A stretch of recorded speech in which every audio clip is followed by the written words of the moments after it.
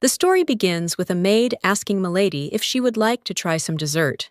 The girl answered that no, but she thought to herself that Luberia probably loved sweets, but not her. In fact, her real name is Yeren, an ordinary office worker in South Korea. Our heroine worked for a terrible company that didn't even pay for taxi expenses. As a result, the girl accumulated debts due to the director of the orphanage where she grew up. Her only hobby was buying discounted books. She had a really hard life. And it ended in cold, gloomy water. Yeren saw a child drowning in the frozen river. Without thinking for a second, our heroine rushed to his aid and jumped into the water. As a result, the girl saved the boy, but she herself was unable to swim to the surface and drowned. When a bright light hit her eyes, she couldn't understand what was happening, whether she had woken up in paradise, but it turned out that she had ended up in the very same story that she had recently read in her book. It was called The Rise of the Emperor. It is not a novel, but a story about the mental maturation of the main character and his conquest of an entire continent. Caesar subjugated every kingdom and founded an empire.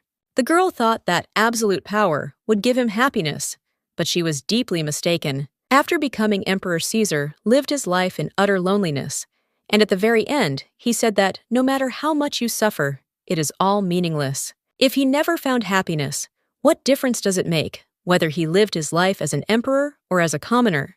As soon as she remembers this, her eyes immediately become teary-eyed.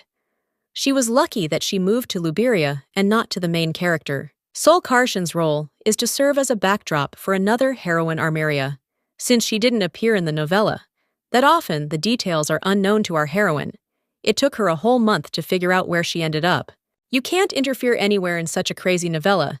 Any sudden movement will attract the attention of the main character. Maybe Caesar feels sorry, but what does it matter to her, a background character? Moreover, now a girl needs to take care of her health and improve it. A month ago, her carriage was involved in an accident, and she lost consciousness on the spot.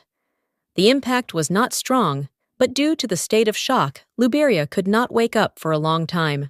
Sol Karshan, who just happened to be in her body when she was supposed to come to her senses, will meet today with the man who helped her during the accident. Even though it wasn't their fault, they still brought our heroine to the Duke's estate. Suddenly, a voice was heard saying that he wanted to come earlier, but he was told that she was not feeling well. The girl replied that everything was fine because she owed him a lot. The guy had hair the color of fire-golden eyes that seemed capable of incinerating in an instant. Suddenly, the young man said that the Duke sang of her beauty every day, and indeed, he did not lie. Then the young man introduced himself and said that his name was Caesar Idan. The girl was taken aback by what the protagonist from the novella over which she cried so often was doing here. After this, our heroine froze since there was no such scene in the book in which chapter was there such a plot at all. If a young man has already become an emperor, then the best solution would be to slip away quietly. It won't be possible to go back, because she already tried and thought that death could help her, but everyone just thought that she had gone crazy and chained her to bed. So you need to understand what part of the novella it is in. After thinking a little, she said that she greeted His Majesty, the brave lion and the red sun. Then she added that she did not expect at all that the emperor himself helped her. When there was a deathly silence, Luberia began to panic and think about why she even blurted that out. There was no need to look at her like that. After this, the guy made sure that everything was okay with her and said that it would be better to get straight to the point. He wanted to make her an offer. The young man would really like the girl to always be by his side. The emperor is very worried about her, and the surest way to protect her is marriage. Out of surprise, the girl spat tea in his face. The Duke and the maid were completely horrified by what had happened, so they began to panic and said that they urgently needed to bring a towel. While the man was shouting why she did it, the young man asked if this was her answer. Our heroine thought to herself that things were bad. His Majesty could not stand liquid on his face. It seems that this was said in the work. Caesar Idan looked flustered as water splashed on his face. Armeria stood next to him, with a cup of tea in her hands, her flushed cheeks betraying her shame, but she still looked very cute. This scene is very similar to the one when the emperor fell in love with one of the heroines, but it should not be equated with the main one. The girl refuses to choose this plotline where the character sacrifices himself to lift the curse, because in the end, only death awaits. Therefore, our heroine replied that yes, this action was her answer to his question. The young man did not expect such a turn of events at all, so he simply looked at her in silence. Solkershan thought to herself that being the only daughter of the Duke, she would not allow herself to die. So let her just leave here, please. Suddenly, the guy said that he apologized for not informing the Duke of his arrival. He was interested in the man's daughter because he praised her so much that he even called her Princess Scotty. The girl really turned out to be unusually sweet and beautiful. He has a simply magnificent daughter, so he will definitely visit her again. Returning to the carriage, the young man noted to himself that she should be next to him since he could not let go of the one who knew about his future. A month ago, a guy asked for a detailed plan of the eastern part of the continent, but received some nonsense. Suddenly, the carriage stopped and he asked the coachman what was the matter. The servant replied that someone was blocking the passage. Seeing an unconscious girl on the street and a maid screaming near her, the guys noted that it seemed like something serious. The young man was indignant that this happened during a secret operation. Now he would have to deal with it. Having noticed His Majesty, the maid immediately greeted the brave lion and the red son Scotty. Caesar asked if they had caused any inconvenience. Let them say from which family they were, in order to resolve the misunderstanding. Hearing that Solkershan, the emperor realized that the only daughter of the Duke was lying before him. Her father said that she was beautiful in society. She was often called Princess Scotty. If His Majesty saw her, his heart would stop. When he took her in his arms, he noticed that she looked very tender and fragile, and even lost consciousness. Then Caesar touched her head to check if she was injured. Suddenly, he began to see her memories, namely the knowledge from the book, the formation of the emperor, and in general, everything that happened to her in her past life. Rancelot asked where they were going. The guy replied that considering their strength, it would be wise to go east. The knight replied that he would immediately make preparations, and 2 weeks later, the Edan army was ready to conquer the east. Yeren thought to herself that this was very cool. The most interesting part was better left for tomorrow. Then, His Highness saw the situation with the drowning child, and how the girl ultimately died herself. The young man was shocked and abruptly pulled his hand away from her. Could these really be her memories? It's hard to believe, but she seems to know about his past, and most interestingly, about his future too. Therefore, he told the maid to show him the way to the estate, since he would carry it himself. On the way, the guy thought that this was simply amazing. Maybe it was some kind of superpower. How did she know so much about him? It seemed like the girl fell into the water. Sometime later in his estate, the young man was wondering whether this meeting was accidental. Then, a knight entered the room and reported that everything was fine with my lady. His Highness ignored this and asked when they were planning to leave for the east. When Rancelot replied that in 2 weeks, the emperor announced that he was canceling this plan. The assistant tried to object, that if they did not do this, they would have to wait a whole year to go and conquer the east. His Highness replied that there was no need for that, since they would not go there and would not capture anyone. When asked why wasn't this his dream, the guy muttered that indeed, not long ago, this really was his dream. After which he gave the order to find out more about Milady. Solkershan let her not think anything up. It's just curiosity and nothing more. The information that interests him most is whether she has ever had a water-related disaster. These visions were most likely her memories. She is the protagonist of the novella, The Rise of the Emperor. Despite her attempts to resist fate, Luberia simply acts according to the plot. But this does not suit him. He is not going to submit to fate. A week after the incident, the maid said that high society was going crazy. Everyone was trumpeting that the emperor was going to marry her. Other men simply had no chance. Our heroine muttered that indeed, she had heard that the marriage was already predetermined, thanks to Marilda for telling her. The maid exclaimed that she was getting married to the most desirable bachelor in the country. Where was her joy? Luberia thought to herself that as soon as she did this, her song would immediately be sung. Why can't she have plot armor? Since that day, the emperor came with flowers and gifts.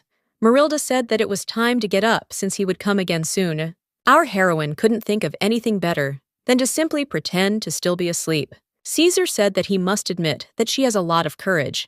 No one has ever ignored him so clearly. How long is she going to continue doing this? Then the young man added that a whole week had already passed, and had she still not changed her mind? After which he came very close to her and whispered in her ear that the girl did not look like she was sleeping at all. Our heroine immediately blushed and exclaimed that His Highness was even allowing himself to do this. But okay. The emperor managed to figure out her prank. The young man objected that she was thinking about the wrong thing. Did she really still not want to be with him? Sulkershan replied that her opinion was unchanged. He was much more desirable than her, and he was in good health, so he would be able to find a better passion for himself. Caesar asked how she knew how she could be sure that there was someone better than her. If she doesn't want to be an empress, then he's not forcing her. Perhaps he's simply the most suitable match for her. The girl said that if he wants to be with her so much, then why is he so sure that it has to be marriage? Let him give her a little time. I noted to myself that he is so sweet, even when he frowns. I would like to avoid accidentally falling in love and sacrificing myself for him. Therefore, for the sake of her survival, our heroine must uproot these weeds of love. When asked why she was refusing him, the girl said that it was because His Majesty was not her type. She likes more masculine men, like his commander of the palace knights. The young man felt as if he had been struck by electricity, and he asked again, dumbfounded what. Then, he asked if she thought he didn't fit into that category. Luberia replied that the emperor was too refined. The young man said that he had heard that she was weak and rarely left the estate. But when did she manage to see the commander of the palace knights? His Highness listened carefully to all her excuses, but still did not intend to give in. Next time, the emperor wants to see her in good health, and he is absolutely not joking. Our heroine was disappointed that nothing worked out for her. Why was this happening to her at all? The Karshan family served as the emperor's personal guard for generations, and its members were always considered powerful swordsmen. Luberia inherited the blood of this dynasty, and the sol particle of her family name was appropriated in the temple. Her role is to balance Armeria. Our heroine stated that although the training was successful, she still lacked endurance. Why are they so weak? Let them eat more. The young men muttered that their bodies could not withstand it, because they were simple people. The girl angrily asked if they thought she was a monster or something.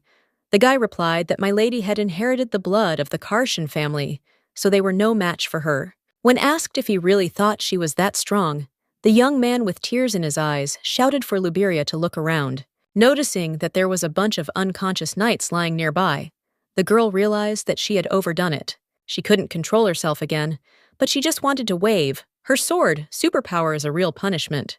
The blood of the Karshian dynasty is the most superpower born from the power of the sun. Why does Luberia have this, but not healing magic like the main characters? Why did the author come up with the idea to create exactly these characters? It was because of him that the girl suffered so much. She realized this when she herself became Luberia. As a child, the girl could not control her power. Hearing that the boy's toy had been taken away, she asked nicely for it to be returned, but they only told her to get out of there. Although the little girl only wanted to teach a lesson, it turned out that the little one received very serious injuries. The girl was so shocked by this that from that moment on, she hid her power in every possible way and refused to leave the estate. In society, she became the personification of weakness, so no one even guessed about her true strength. However, it seems that His Highness has finally figured her out. What should we do now? On the way, our heroine saw girls from the knightly order in the distance. While Luberia was looking in their direction, a maid came up to her and said that she had already looked for her when she was going to have dinner. Then an idea came to her mind, so she exclaimed that Marilda had come at the right time. Let her invite the emperor to lunch right now. After some time, our heroine greeted the brave lion and the red sun Scotty. The young man replied that her invitation had taken him by surprise for her sake. He had canceled all his meetings and rushed over. It seemed that the girl was in good health today. Solkershan replied that it was an honor for her to hear these words, but she thought to herself that there was little sweetness on the table, so it was necessary to add some sweet words. The guy then asked if she had changed her mind, but Luberia replied that no, only one day had passed since their last conversation. But our heroine has come up with something in case the emperor still wants to marry her. She can become his personal knight. The young man immediately darkened and asked again what she meant by that she had decided to joke about him. The girl immediately began to justify herself, saying that she wouldn't dare let him. Just let her explain. There's no need to look at her like that. Caesar objected that due to her poor health, she was contraindicated to heavy loads as she was going to become his knight. Our heroine explained that she comes from the powerful house of Karshan. Isn't it a piece of cake for her? If His Highness personally appoints her, then no one in Skadi will dare to object to him. She thought to herself that if she became a knight, perhaps she would one day find herself in a war. Although thanks to her family name, if that happened, she would be the last one to get there. Moreover, if he meets Armeria in the east, she will completely replace him, and then he will be able to leave the knights. When asked why she needed this, the girl replied that they would spend a lot of time together, being the emperor's knight, and perhaps over time, feelings for him would blossom in her heart. His Highness asked if he couldn't win her hand in the normal way. Luberia noted to herself that his straightforwardness irritated her.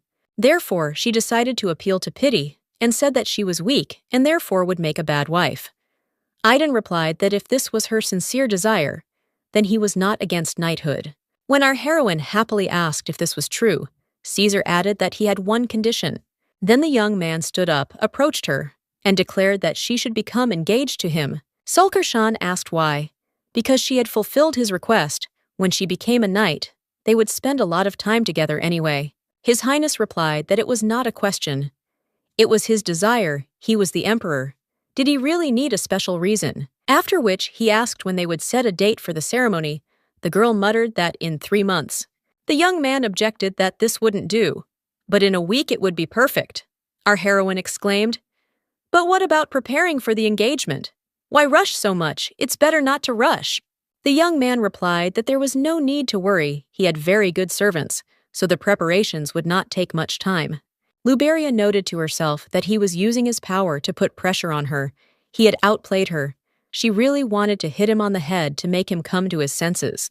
Suddenly, the young man said that it was very impudent. It was the first time someone had threatened him like that. But the girl did not understand how he had guessed. I wonder why he liked her at all. Maybe there is some way to scare him off. Then she took the cake in her hands and said that it was enough to talk about the engagement. It was better to try something sweet. Let him open his mouth. And if she doesn't want it, then she'll eat it herself.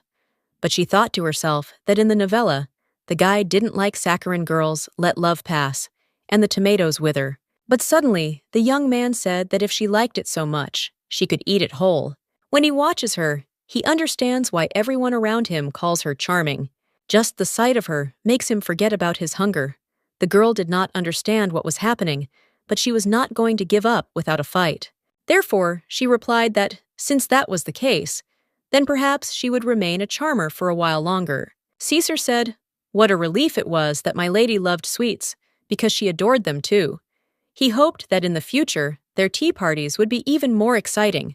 The guy was sure that the ceremony would go wonderfully. When His Highness left, our heroine immediately began to feel sick from the amount of sweets she had eaten. Why won't the emperor leave her alone? If he chooses her as his beloved, she will die.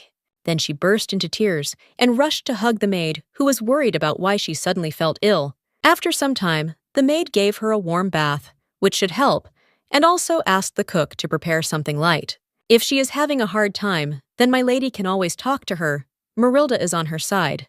Luberia thanked her. When the woman left, Sol Karshan wondered why he had not gone to the east, and whether she had forgotten the content of the work. The girl remembers that during the last war with the Western Kingdom, the young man's heart froze because of a curse. It was then that the main character decided to sacrifice herself for the sake of her lover. Armeria gave him all the power of the sun to melt his frozen heart. The girl also has such power, but she absolutely did not want to die again. She did not like it at all, so she does not want to repeat it. Meanwhile, the emperor asked Rancelot whether he had ever seen the only daughter of Duke Karshan.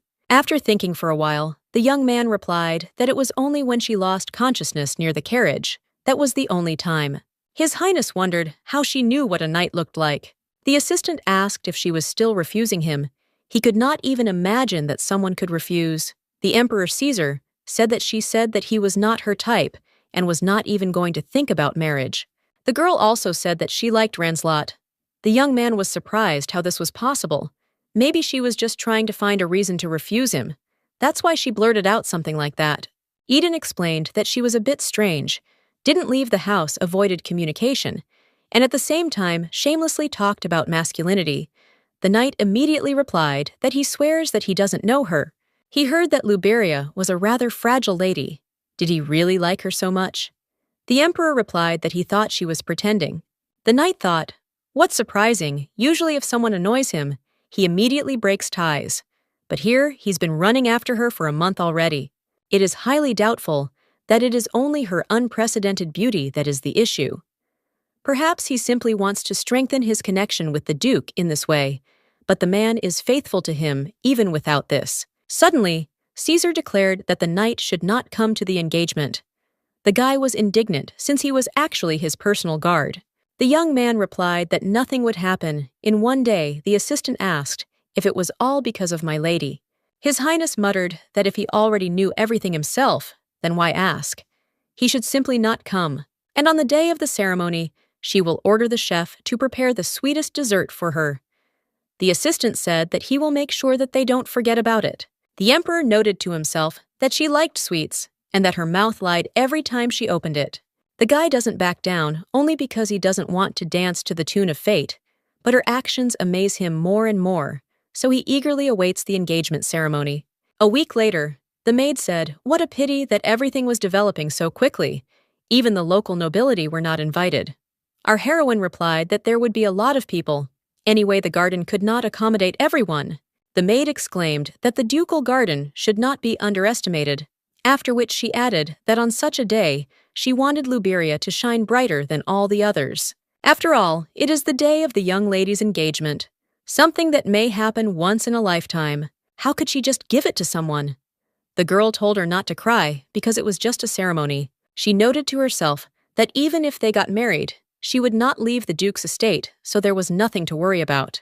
When our heroine went outside, she immediately heard the emperor's voice, who stated that she was late, and whether she had even finished her preparations yet. Our heroine's jaw dropped at the sight of His Highness, so she simply froze in silence and looked at him. Caesar couldn't help but notice this, so he asked if he had managed to attract her attention. She seemed embarrassed, but didn't she say that the young man was not her type? Luberia covered her face with her hands and said that she did not look at him, but to herself, she thought why he was so handsome. The young man asked if he looked more masculine. Now our heroine asked if he was joking, but the guy replied that he was more serious than ever.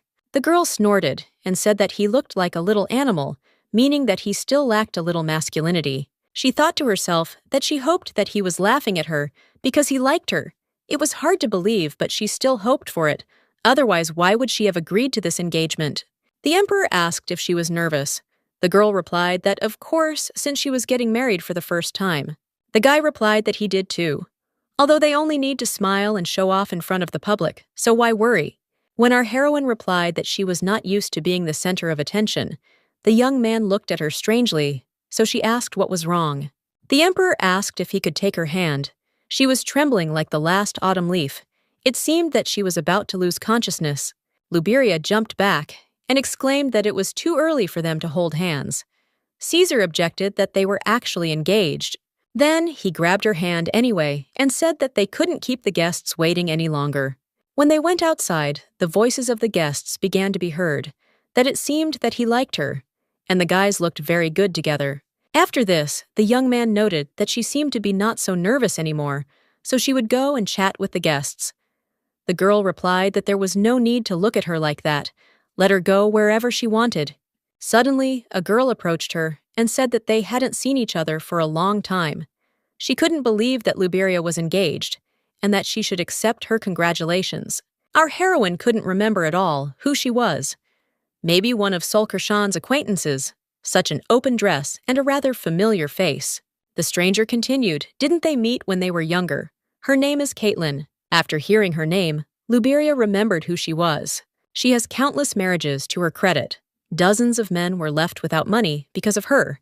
She even courted a duke. One day she was caught when a woman was abusing little Solkershan, so she was kicked out of the palace. Now she acts as if they are close friends. Perhaps our heroine should feel like a victim, but this time it won't be like that. After which she stated that she thought that she had no reason to visit the estate. Did they really send invitations to mistresses now? She thought that there should be noble gentry here. Caitlin laughed nervously and asked if she hadn't sent her the invitation. Luberia asked, Since when they had been friends for her to personally send her an invitation, the woman exclaimed that the girl probably didn't remember, but she had taken such good care of her when she was a baby. Our heroine began to get angry. What a shameless abomination stood before her. It was very irritating. Therefore, she suddenly ran up to the emperor, fell into his arms, and said that unpleasant memories had come over her, and that was why she felt ill. When she was very little, this grown woman slapped her with all her strength. Caitlin immediately asked for forgiveness, because she just wanted to greet my lady. They rarely see each other anyway due to her poor health. The young man stated that as she could see, my lady was not feeling well now, so he asked her to leave here. His Highness asked if since the girl did not want to hold hands, she decided that it would be better to hug or what. Our heroine immediately stepped back and began to repeat to herself that she had not pressed herself against him, that this had not happened. Suddenly, Viscount Valjean approached them and asked if everything was all right with the bride. Nothing could be more important than her well-being. Then they continued their conversation with the emperor, which they had not finished a little earlier. The girl decided to go and eat, because why should she go hungry on the day of her engagement? But something was bothering her, if I'm not mistaken. Then in the original novel, it was because of the Viscount that Caesar deeply regretted something. When exactly was this, before or after returning from the East? Why does this stupid memory fail her at such important moments? Suddenly, everything around seemed to be on fire. Our heroine didn't understand what was happening.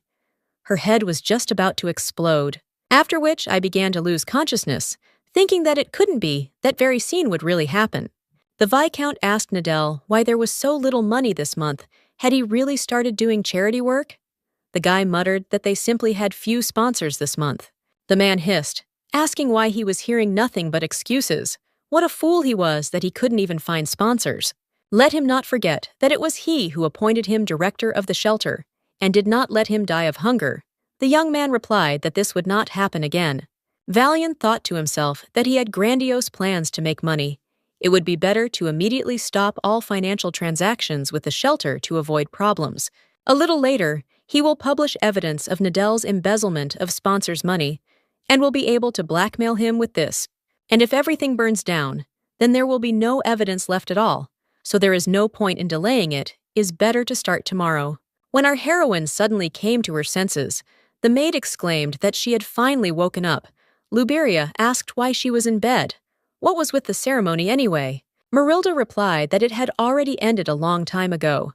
My lady had lost consciousness, so there was no point in continuing the celebration. His Majesty had been here all this time and was very worried about her. The girl said that she was very hungry. Could the maid bring her something? When she left, Luberia realized how she could have forgotten something so important: a series of fires connected with the Viscount. In the original novel, this happened after Caesar left for the East, when the defenses were weakened. If things were left as they were, orphanages would burn all over Scotty. Many children would die, and all because of this vile man. Why did the emperor meet her exactly when he was supposed to move to the East? If they had not gotten engaged, he would have already been conquering other kingdoms. According to the plot, after a series of fires, the main character must calm Aiden down, and as a result, they become very close. Hearing some kind of rumble in her bedroom, the knights and the maid immediately came running, exclaiming whether someone had broken into her. But they only saw a girl who was sitting silently near a table that was broken into pieces. Our heroine immediately noted to herself that the emperor even posted guards near the doors. How meticulous he was!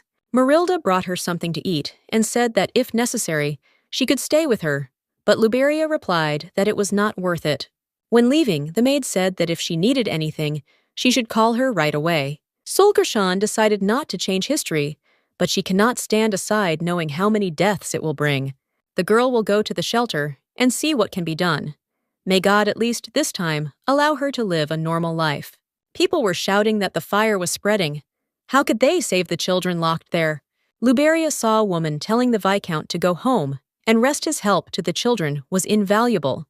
The man asked how he could leave when the children's lives were at stake. Our heroine was infuriated by this disgusting acting. It was he who started the fire. He needed to be caught. But how did this happen in the novella? But from the memories, only the intrigues of the emperor and his beloved came to mind. After which I heard that he was getting ready to leave, as he stated that he would leave the rescue of the rest of the children to the professionals there. Therefore, the girl decided to follow him, but after some time, the man suddenly stopped for some reason. Then suddenly and abruptly, the Viscount jumped up and ran as fast as he could.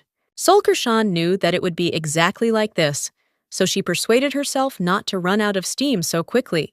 In the end, she had to stop. Why didn't she listen to the maid who said that one day my lady would regret that she stayed at home all the time? Had she really missed him? But suddenly, a male voice was heard from behind, asking why he was being followed. After which, he suddenly grabbed our heroine and pressed her against the wall. She pushed and screamed for him to let her go immediately. Valian said that let her tell him her name, and he will let her go who she is anyway. Luberia thought to herself that she could break free if she wanted to, but she needed proof that he was the arsonist. After which, she asked why he ran away when he saw her. The man asked if she was joking or something because she obviously knew something, didn't she?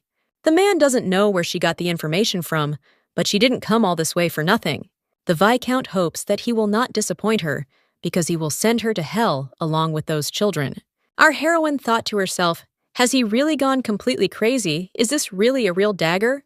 Looking at her frightened face, Valian stated that she was scared, but let the silly girl blame only herself for this. Flexing her fists, the girl hissed that only he should be scared here. God sent her for him. After which she approached him and punched him in the face with all her strength in front of the emperor, who appeared out of nowhere. The young man looked at her in surprise and asked what the princess was doing here. Our heroine froze in silence from surprise and wondered where His Highness had come from, after which she began to panic that even if he didn't see anything, he clearly heard it. Maybe she should hit him too, so that he would forget everything. But Caesar grabbed her by the shoulders and asked what such a fragile girl was doing on the street in the middle of the night, without an escort. Our heroine muttered that it was very noisy outside, and she saw smoke from the window. But what was the emperor doing here? The guy replied that he heard from his knights about the fire in the shelters, so he decided to figure it out on his own, but more importantly, why he met her here. And why are there wounds on her face? Let him not tremble. How can he hurt her? The girl replied that she was not afraid, because of course he would not harm his bride. The young man replied that he wouldn't hurt her, but he would definitely scold her for wandering around here alone in the middle of the night. And what if something happened to her? Then he began to rub the ointment into the scratch on her face and said that it might sting a little.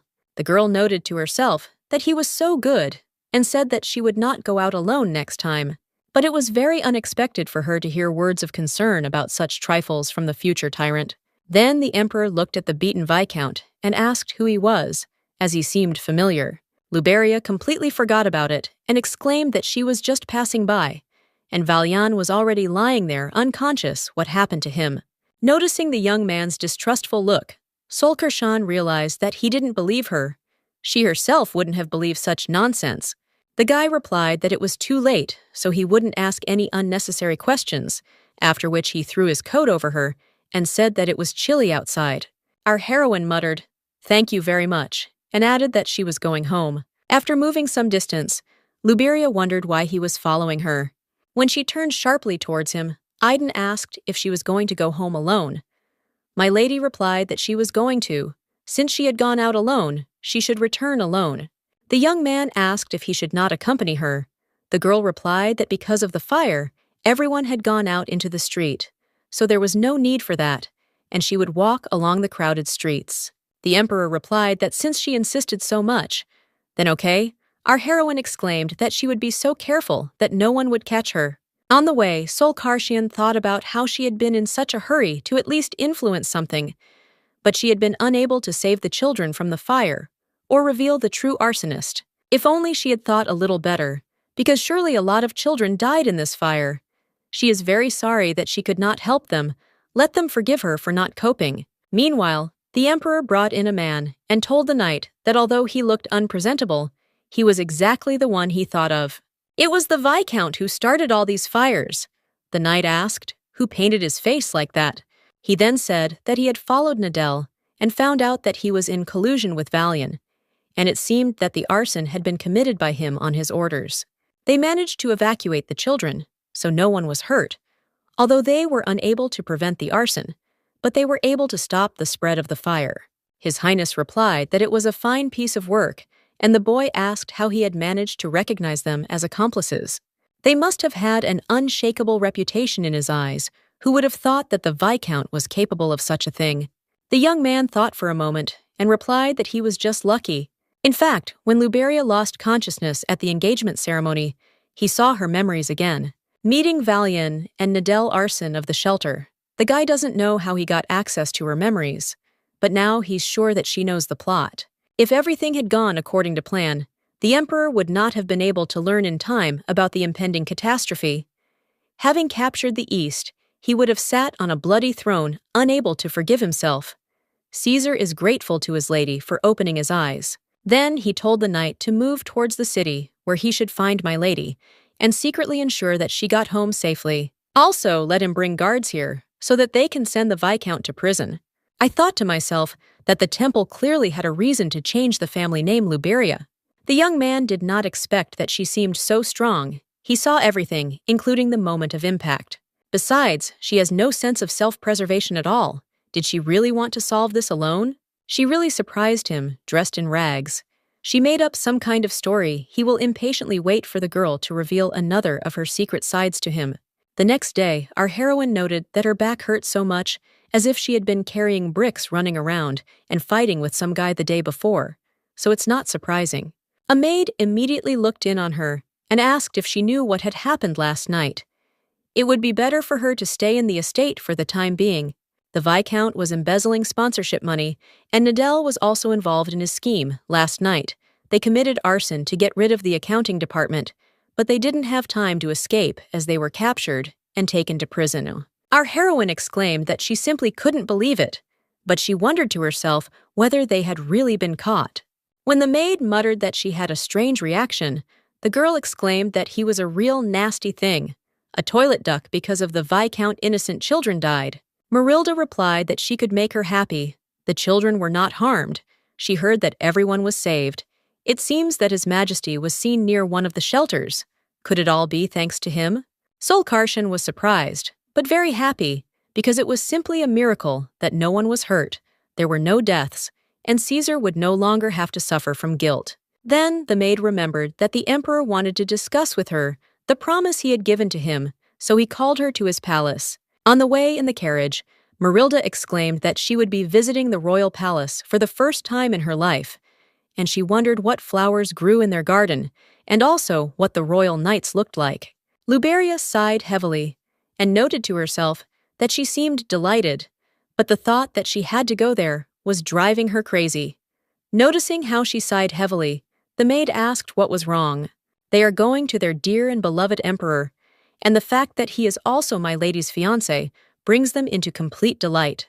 The girl was surprised, who she was talking about what other beloved emperor, he is a tyrant. After some time, they arrived at the royal estate, and the maid said that she would wait for her in the servants' quarters. Let her have a good time. Then the local servants approached them, and the senior one said that she would help Solkarshan change before meeting with His Highness. It was a great honor for her to meet her. Our heroine did not understand what was going on and why they were all looking at her like that. When Luberia found herself in the royal greenhouse, she immediately remembered the novella she had read in her past life. This was our Maria's favorite place. It was here that Caesar first showed his love for the main character. Everything around turned out to be much more beautiful than she imagined. There was a huge number of different flowers. Then Solkarshan froze in place and wondered why she had been invited to this greenhouse in the first place. If she hears any sweet words here again, she might start to waver, and that can't be allowed. Suddenly, a young man appeared, who thanked her for coming. He hoped that the trip would not tire her. The guy prepared a lot of sweets that she loves so much, so she should have a great time. Our heroine noted to herself that this man definitely knows something and is behaving this way on purpose. The young man leaned towards her and added that there was no need to be shy. Let her try, as he was sure that she would like it. It was too late to admit that it was a lie. Maybe everything would be fine if she just swallowed it without chewing. But when she ate a piece, she was very surprised, as the dessert turned out not to be sweet. The Emperor explained that he thought she didn't like sweets, so he asked the cook to make them unsweetened. Luberia exclaimed, "In what sense?" Last time he said that it was so wonderful that she loved sweets. Caesar replied that he was touched by how she lied. But was she really going to eat it all? The girl was secretly angry that she hadn't managed to fool him, after which she said that she had felt very sick at the time. What a cruel person he was. Eden replied that perhaps he had put too much pressure on her, but he didn't know that she hated them so much. Sulkershan replied that she would never hate it, because this dessert is perfect. Caesar added that in any case, since she said that she wanted to become his knight, he called her in order to discuss everything he was worried about, whether such a fragile girl would be able to withstand the training, whether everything would be okay with her. Our heroine replied that she would endure it, or at least she should, since she would go on a campaign to the east. His Majesty muttered that it was strange. How did she know that he was going to the eastern lands? Sulkershan was confused and couldn't immediately figure out what to answer, but she was thinking to herself how she could have blurted out such a thing. The emperor suddenly said that the girl must have heard about this from the Duke Luberia, immediately came to her senses, and replied that yes, she had overheard everything. Caesar said that he decided not to go to the east conquering other countries, is somehow bloodthirsty, and the people of the kingdom will not be happy about it. Our heroine wondered if Eden in the original novel was a bloodthirsty tyrant. Unlike the original, the guy protected the children during the situation with the Viscount. But the young man must go to the east, where he will meet Armeria, and a love story will begin. When asked why he changed his mind about going there, whether it was not his desire, the young man replied that he had decided that the desire to conquer the continent was pointless. But the strange thing is that my lady speaks as if he simply has to go there, if there is something important there. The girl thought that she couldn't tell him that he should meet his love there. If everything doesn't go as in the original, then sooner or later she will die. How did Luberia become the main character at all? The emperor added, was it really that upsetting that Caesar would not go to the east? Our heroine replied that she simply admired his compassion for people, but she noted to herself that it was all over. Because of him, the whole novella had turned into chaos. The guy won't go to the east and doesn't want to conquer anything. His actions are so different from the events in the work that it's impossible to predict his next move. But why does he treat her so well? Is he also a migrant like her? If this is really the case, then the changes in his character are quite understandable. Iden added that he had something to tell her if she really decided to become a knight, then she should come tomorrow to greet everyone else, and he would send the uniform to her maid. He will also be busy tomorrow, so he will not be able to accompany her, so he ordered the knight captain to accompany her. His name is Ranslot, her ideal type. Our heroine exclaimed that, okay, but she was a little scared by how gloomy he was. In any case, without him, she would be happy and free. Then it dawned on her that the guy hadn't even touched the dessert. Could it be that he had prepared something unsweetened, even though he didn't like it, especially for her? On the way home, the girl thought that such care should have been for the main character, and not for her. What will the emperor do if he doesn't meet Armeria and doesn't receive the curse? Everything is getting too confusing. Now we have to take into account different possible developments. Also the fact that he is actually a settler. After some time, Captain Ranslot reported that this was their training ground. Luberia thanked him and said that now she too would be a knight. Could she call him commander? The young man replied that of course he had thought to himself that he needed to stay at least 5 steps away from her, according to the emperor's orders. The girl really does look like a fairy. The legendary forbidden golden leaf, Karshan, the golden fairy Skadi. Perhaps His Majesty really admires her and cares for her. Sulkershan asked, since she had not officially joined the knights, whether she should know about any restrictions. Perhaps everyone would be against her. Looking at the strange faces of everyone else, the young man replied that he did not think that this would happen, but if someone offended her, he would punish everyone. The girl objected that if this happens, there is no need to interfere, as this will only make the situation worse. Luberia can stand up for herself. The young man laughed and asked how she was going to do it since she was so fragile. When a stretcher was carried in front of them, the guy said that today they were transferring the arsonist of the shelter. He was badly beaten, his body was wounded, his face was covered with bruises and abrasions, so it was impossible to recognize him. It must be the first time my lady sees such an unsightly picture. He is very sorry. Our heroine muttered that, yes, it was the first time, but she silently hoped that the Viscount would not admit who did this to him. The captain of the knights added that he doubted that he could speak at all, and he was sentenced to death, a just punishment. I noted to myself that she was so kind-hearted. She sympathized with the criminal. She clearly lived up to her title of Princess Skadi. Perhaps her kindness melted the icy heart of their emperor, but our heroine was actually worried that she would be exposed a secret she needed to take to the grave. During training, the guys thought that in front of them stood the one about whom so many rumors were circulating how lucky they were to train with her. After some time, the commander announced to the girl that today's training was over, so she could take a rest in the reception room. Luberia immediately turned around at the sound of his voice, after which she noticed that the young men were looking at her strangely. What's wrong? She's also a knight. But in fact, they were thinking about how beautiful Luberia was.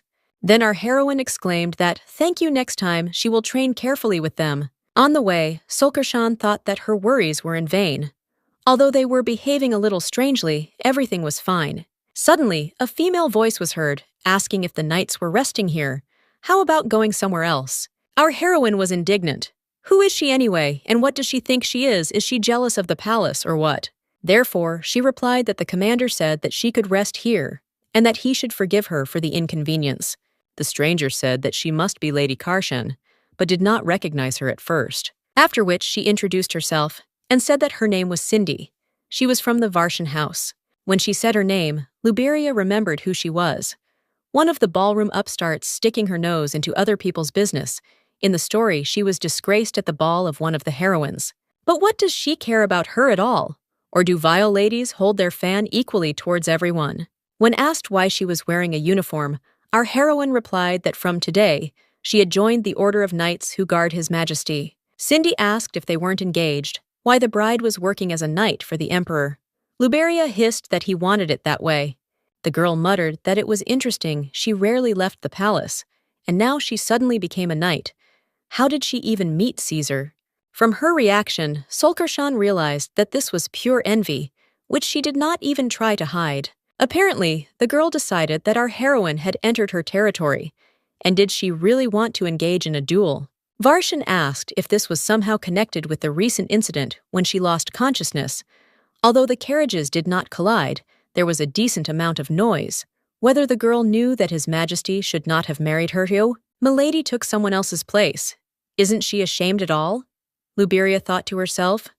What was the point of her words anyway? Eden's fiancé was in love with someone else, so he found himself another match.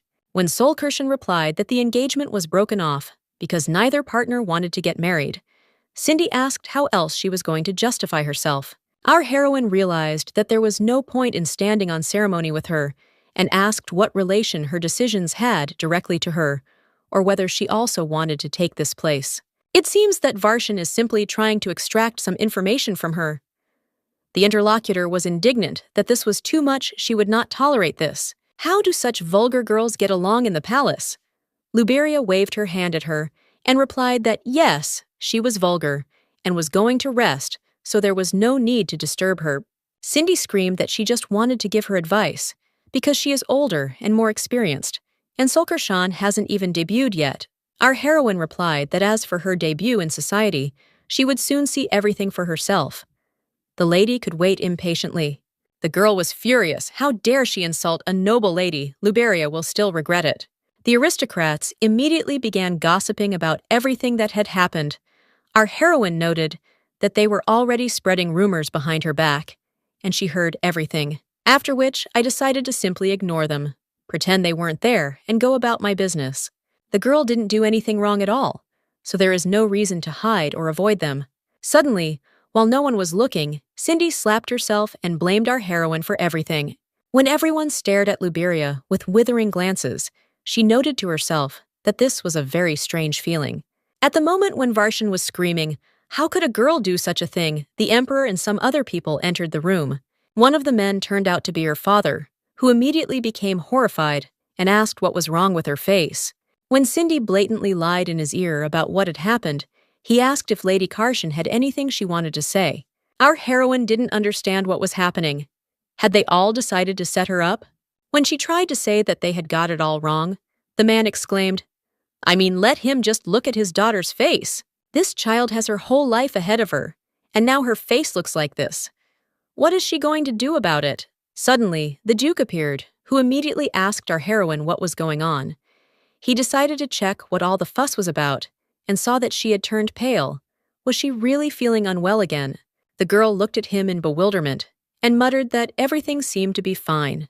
Then she glanced at His Highness, who was making a gesture with his hand, and realized that she had to pretend to faint.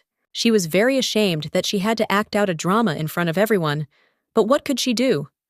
Her father immediately shouted that his daughter was not okay, and that they needed to call a doctor immediately. When the emperor picked her up in his arms, Luberia immediately began to say that she did not beat this. Cindy let him just believe her. The Duke immediately hissed that Luberia could not have done this. She simply would not have had enough strength. The girl objected that the blood of Karshan flows in her, and she is a master of stealing with a sword. Her father immediately shouted, "Did they really think his daughter was lying?" The Duke objected that his daughter would never hit anyone in the face. He noted to himself that if this had really happened, Cindy's face would have been distorted, because Luberia has not controlled her strength since childhood. After a short dispute in which the aristocrats could not come to an agreement, they all shouted the emperor's name in one voice and asked what his opinion was. After a short pause, the young man replied that he did not think that my lady could do such a thing. Therefore, he will ask again if Cindy is sure that it was Luberia who hit her. The girl began to mumble that, yes. Solkershan suddenly came up to her and slapped her. His Highness interrupted her and hissed that he would ask again if my lady was sure that his fiancé had hit her. The man exclaimed that the emperor was putting too much pressure on her, who then hit his daughter. If not, she did the girl slap herself or something. The Duke was indignant that Luberia could not have done this. If she had been the one to hit, for Shan would not have gotten off with just a bruise. I remembered all the incidents starting from childhood, when a girl made a crack in the tower or accidentally broke a bed, and the bills for repairing things were huge. Then he realized that he had said too much. Plus his daughter was glaring at him as if showing that he couldn't talk about it.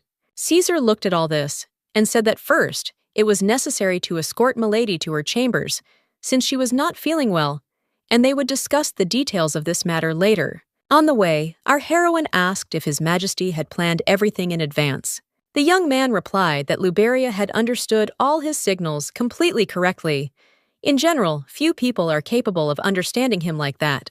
The girl said that the most important thing is whether he believes that it was not her. The guy answered that, yes. This picture immediately appeared before His Majesty's eyes when Solkershan hit the Viscount in the face. He said out loud that if she had swung at Lady Cindy, her hand would have gotten hit too, wouldn't it?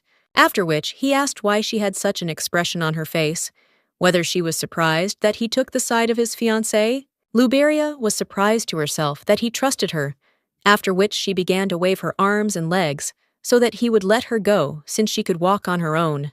When His Highness carefully placed her on the ground, he noticed that she had blushed. Is it really all because of the heat? Our heroine was indignant, saying that she always looks like this. The emperor still insisted that her face was red, and whether she was eating normally at all. The girl replied that she was eating for 4. Eden replied that it was strange she was so small and light, and looked like she was about to faint, so he was worried about her. There was no need to worry about what happened. It was better for her to have a good rest. After some time, Marilda exclaimed that Caesar had sent snacks.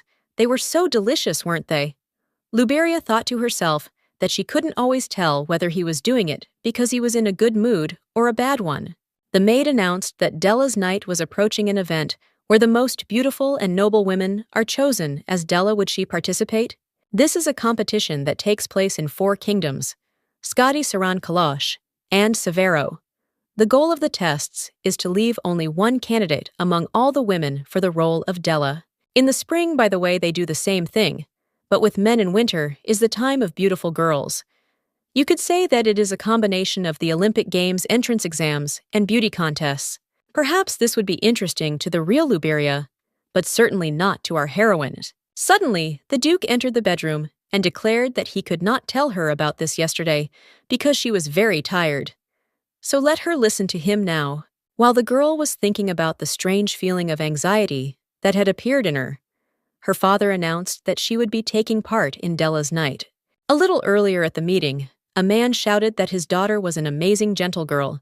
She was simply not capable of harming anyone. and there was no evidence at all that it was Luberia who did this. The girl is very fragile, whose heart is even more delicate than her body, so she could not do something like this. When everyone started discussing that Cindy had set her up, her father realized that high society was clearly not on their side, so something had to be done to avoid punishment for his daughter. If this child is truly capable of meanness, the honor of their family will be destroyed. They will refuse to participate in the Della night. There is no other choice. After which he exclaimed that Cindy had every chance of being chosen for the role of Della. She could not do, that the emperor replied that they would still see about it. After which he turned to Duke Karshan and Marquis Vershen and stated that both their daughters could be chosen for this role. It's just a pity that one of them is lying in a few days. They will have to leave the country for this event, so let them both take part.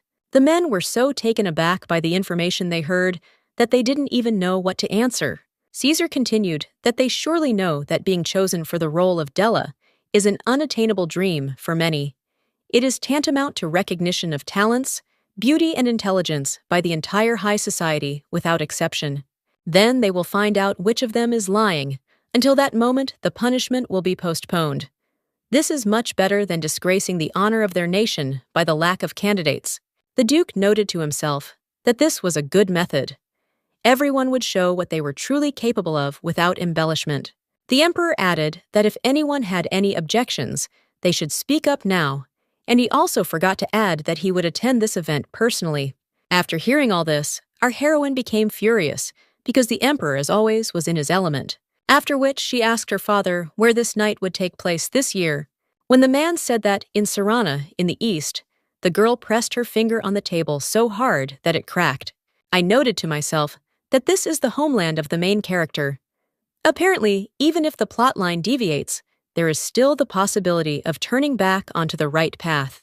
If Armeria and Caesar meet each other, then perhaps love will finally blossom. This time, she would finally be able to get rid of His Highness, so she replied that she agreed. Some time later, during tea, the Emperor noted that, today, my lady looked happy.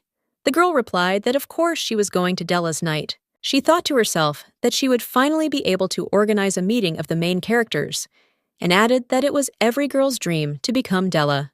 There was one fragment in the novella. The Duke said that if his daughter had only come there, she would have been chosen without competition. These words were needed so that the reader would understand how important she is as a background for the main character. When Caesar muttered that he didn't think she liked that, the girl asked if he really thought she could do anything funny.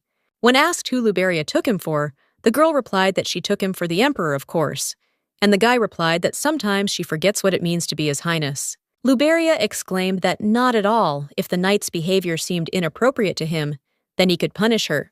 When asked why she was putting on a show, the girl replied that she meant that since she was his knight, she should behave accordingly. She will definitely protect him. The guy replied that it was very sweet of her. He only relies on her. Solkershan was surprised to herself that she always thought that Caesar was a real tyrant and did not know that he could be emotional. After which she informed His Highness that it was time for her to run to training. Who would have thought that being Idan's bride was such a difficult job? Training with the knights during the day and at night, continuous lectures on how the Emperor's bride should behave. When they first arrived in Saran, she burst into tears of happiness, but it turned out that even aristocrats work overtime. Sometime later, the girl said that she didn't think that she would protect him in such a way. The guy replied that this is the job of a knight. He's not going to ride in that carriage all the time. A little earlier, she began to feel seasick. The Emperor noticed this and said that the journey would be quite long. His carriage was cast a spell against nausea. Would she like to move to him? Our heroine replied that yes. Thanks to him, she stopped feeling sick, but she still didn't want to go with him. But she said out loud that she was very worried about the upcoming event. They say that girls have been trained in Della's early craftsmanship since childhood. His Highness replied that there was no need to worry. He thought that she would easily pass the first test. When asked in surprise what the first test was, Ranslot explained that it was a hunting tournament, the winner being the one who caught the largest prey. Della must have survival skills, so the first test is carried out in order to weed out the bulk of the applicants. In addition, he knows that natives of Sarana are considered to be natural hunters. According to rumors, the previous Della caught a huge deer while hunting. She was the very princess who is considered the most beautiful in the whole world. How beautiful she is. Then the young man came to his senses and exclaimed that Milady was no worse.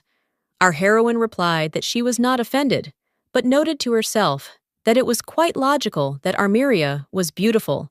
After all, she was the main character. Besides, she is the second most important character in this novel. No one knows better than Luberia how great she is. The girl is not only a beauty, but also a skilled shooter. She has the power of the sun, which heals wounds. She is the main character, so she is capable of anything. And Sulkarshan is just a background character who was created to highlight her radiance.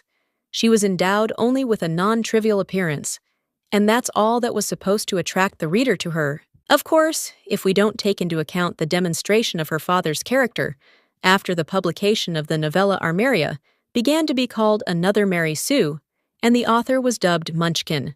The Knight reported that Armiria will not be taking part in the event this year, so it has no worthy opponents. Our heroine was taken aback and asked in surprise what he had just said and what the reason was. Ranslot replied that she didn't know last year she was chosen by Della, so perhaps she wasn't interested in participating now. The girl began to get nervous. But what about her plan?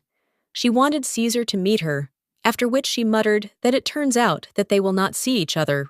She was told that the event would take place in the very center of the kingdom, so anything was possible. Our heroine thought that this was not in the novella. History is going on as usual. Is there a way to change it? When they arrived at the place, Luberia noted that this kingdom looked just like an ancient palace. Suddenly, Cindy's voice was heard stating that she had come despite her poor health. So why shouldn't she refuse while it was not too late? Our heroine replied that she was joking, very funny. How could she change her mind after such a difficult journey, and silently sent that sheep to hell? The girl laughed and said what an actress she was. The path was so difficult that she probably even had to sleep on the emperor's lap. Luberia thanked her for appreciating her acting skills and taking the best from her. She doesn't want to waste time arguing with her, so she hopes that no problems will arise between them during the event. Suddenly, His Majesty caught up with her and asked who it was that had run away from him, my lady. It's quite cold here. She might catch a cold in light clothes. The weather in Serena is different from theirs. The girl replied that in no case. Besides, she's not planning on fainting and becoming a burden to him. The young man said that he had never considered her as such. Our heroine objected that she constantly loses consciousness next to him. Is that normal? The guy thought that it was true that something like this happened to her every time in front of him. Was it really because of him? Sulkarshan immediately objected that it was not.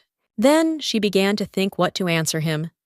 The only thing that came to mind was that she was simply stunned by his magnificent beauty. After this, there was a deathly silence, and the young man said that he was waiting for her to add something else. The girl replied that in fact she should be grateful for such a compliment.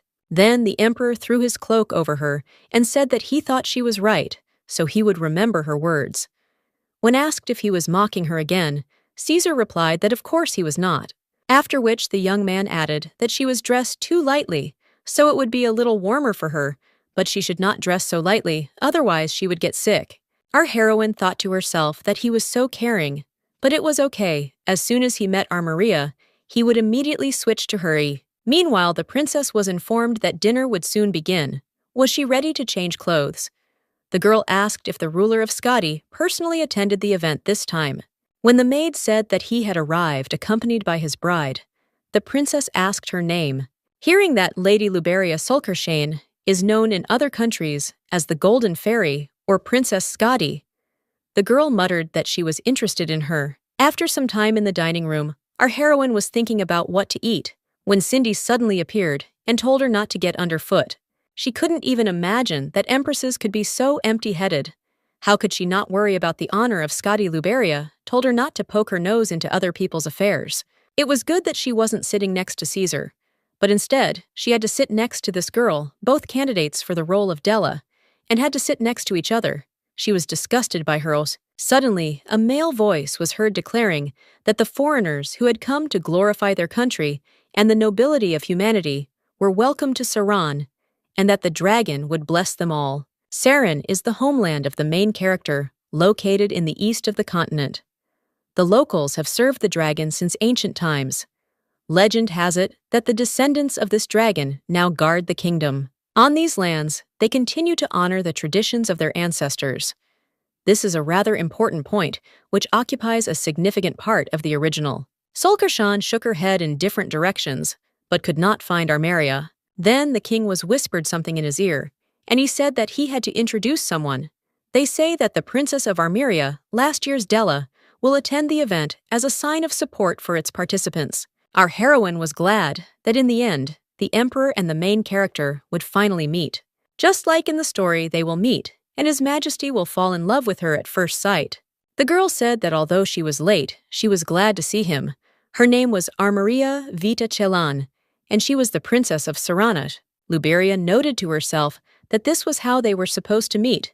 Due to the changes in the plot, their meeting was postponed. But in the end, loving each other was their destiny. How stupid our heroine is. Why did she even worry about them? But it's good that now her work is finished. But why is she uneasy? Unexpectedly, Armeria approached them and asked if they enjoyed today's meal. Not every foreigner may like their national dishes, so they should not be shy about talking about it.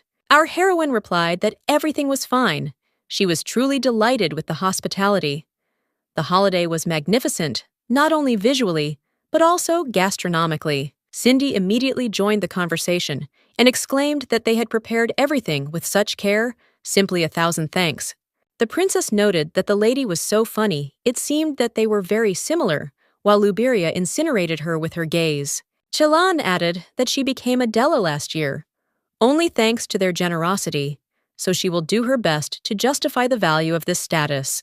She hopes that all the candidates present at this event will enjoy the Della night together. Solkershan thought to herself that this is exactly what the main character should be like, just an angel in the flesh. Looking after her, the girl thought that this is exactly how everything should be. Everything is returning to its place. Suddenly, Aiden approached her and asked if everything was okay, since she had not even touched the food. Luberia replied that the problem was that she did not really like such food. The emperor noted that apparently they could not understand her high taste. The young man could not help but notice her sad expression and wondered if everything was okay with her, after which he said that she was behaving very strangely. Did my lady want to tell him something? If something was bothering her, she should never hide it from him. His Highness is referring to their marriage contract. They are engaged if she hasn't forgotten. Our heroine exclaimed that everything was fine. Why didn't the young man believe her? There was no need to look at her as if she were some kind of liar. While the emperor did not understand what was happening to her, the girl added that she was somehow uneasy, so it would be better to go. Solkershan did not understand why everything irritated her so much. She herself wanted Caesar to leave her, why she felt abandoned. Why did the young man approach her and not the main character? The next day, the girl did not understand what had come over her. The story becomes more and more confusing. Suddenly, the emperor's voice was heard from behind the door, saying that he had noticed that she had been unwell yesterday, so he had come to see if he could come in. When there was no answer, His Highness said that he wanted to give her something and would leave it at the door. After he left, Luberia looked out and saw the cakes, but they were different from the ones she had yesterday. After trying it, Solkershan realized that it was not so sweet. The guy made it especially for her. The emperor, she knew, was not so sensitive and kind, but now he has Armeria. Why is he doing all this? Then isn't it too much? Going outside, the girl noted that it was so quiet around, especially in comparison with yesterday's party. A picture of His Highness communicating with the princess instantly appeared in her head. Then she came to her senses and decided that that was enough. Why was she always thinking about it? Was it really true that she had no other thoughts except about yesterday? After which she decided to take a walk, and it started to snow, which she hadn't seen in Skadi for a long time. Suddenly, she saw Armeria talking to someone. She exclaimed why she wasn't told about this before. The girl called the knight her love and asked for forgiveness for telling her father about their relationship without discussing it with him. She just wanted them to be blessed as soon as possible. Our heroine was taken aback as to why this young man named Nicole was her love. The young man burst into tears and asked why she didn't give him a chance to stay close, whether he was too unreliable for her. Luberia remembered who it was. Nicolas Dragnion. He comes from an ancient family.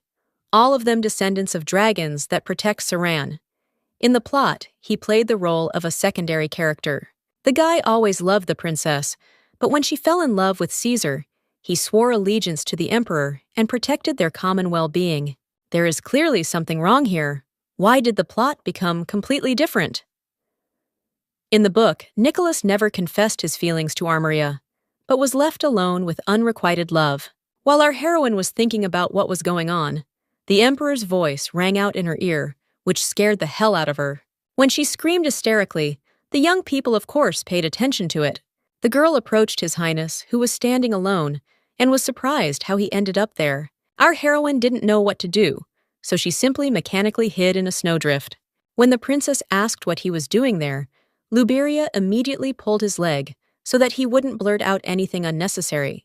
Aiden coughed and replied that he was simply looking at the first snow, and his eyes themselves brought him here. This is a delightful place. Sulkershan thought to herself, what is he even talking about? What first snow? Couldn't he come up with anything better? He has no imagination at all. The guy continued to explain that his fiancée asked him to make a snowman, but at heart she was still an immature child, so she wanted a snowman that looked like her. Inside the snowdrift, our heroine was freaking out. How dare the emperor disgrace her like that? This is too much.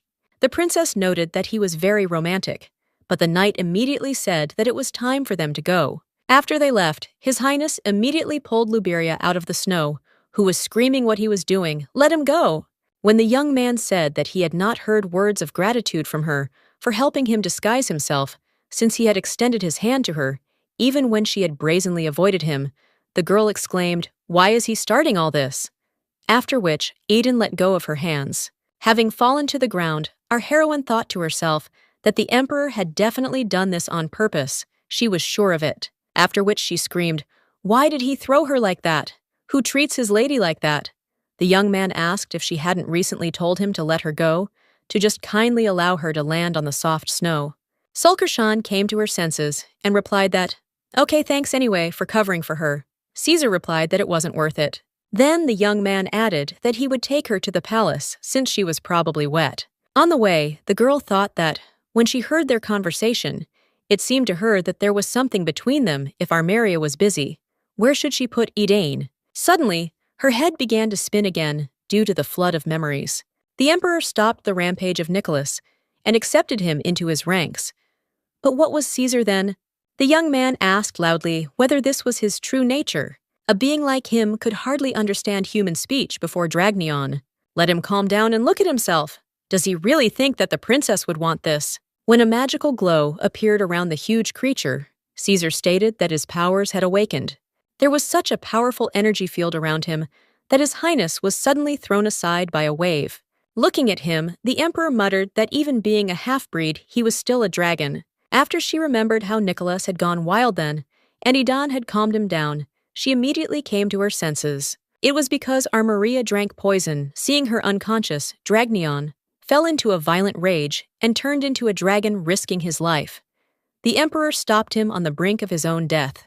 From that moment on, Nicholas became his loyal subordinate once and for all, but due to the injuries he received, Caesar spent several months in a coma. She must act. Now she can't just give up. These events always come to mind suddenly, like a signal that something will happen soon, as it was then with the fire. The girl realized that this would definitely happen, so the time came to tell about everything that actually happened to her, but she could only utter a swear word and lost consciousness. The young man thought to himself that this was already the second time. Could it be that my lady was seeing that work again? When he touched her, he saw the princess saying that if Aiden looked at her with such eyes, she would feel awkward. His Highness replied that he could not stop, as the girl was incredibly beautiful. The young man noted that there were many oddities. When he thought about it today, he met Armaria for the first time, but it seemed to him that they were familiar. It was as if someone was whispering in the emperor's ear that he would fall in love with this woman. He could have listened to that voice at that ball, but Luberia was nearby. Aiden wanted to stop her and ask why she had that expression on her face. What was tormenting her? Our heroine behaved strangely all evening, and then completely lost consciousness. If you think about it, the bride was always very interested in conquering the East and Serena. The reason is probably that he is the main character of the novel, and his partner is supposed to be a princess. Now it is clear why Solkar rejected his proposal so many times. She knew that his lover should be another woman. But why did she have such a reaction? Maybe Luberia thinks that he might like Armeria. He wants to touch her out of habit. But after all, this was all just a means to change history. Is he doing the right thing with her? When the girl grabbed his leg from a snowdrift, he personally experienced her incredible strength. It's good that nothing broke. After which, the young man came to the conclusion that it was better not to encounter the princess again. When our heroine was being put in order the next day, she thought to herself that she was dying. If the emperor hadn't appeared yesterday, she would have avoided all these problems. By the way, she looks great even when she's sick. The maid reported that His Majesty had told her to come to him when her health was restored. Remembering what she had blurted out to him yesterday, Luberia asked if she could not go. But the maid objected that she had already reported that she had woken up. On the way, Solkar thought that she shouldn't have said such a thing because he is the emperor. In any case, they are calling her precisely because of this. What should she say this time? When the girl entered his room, she immediately felt humidity and high temperature, which meant that the emperor was taking a bath. Caesar immediately asked what happened. Her face was so red, our heroine objected that nothing, she was just running. While she was wondering why he was wearing so little clothes, the guy told her to come inside as he wanted to talk. Luberia immediately exclaimed that there was a misunderstanding. She did not swear in front of His Highness. The young man immediately replied that he didn't care, since he knew that her words did not correspond to her image. In my opinion, the girl never chose her words in front of him. She is the only person with whom he can communicate like that.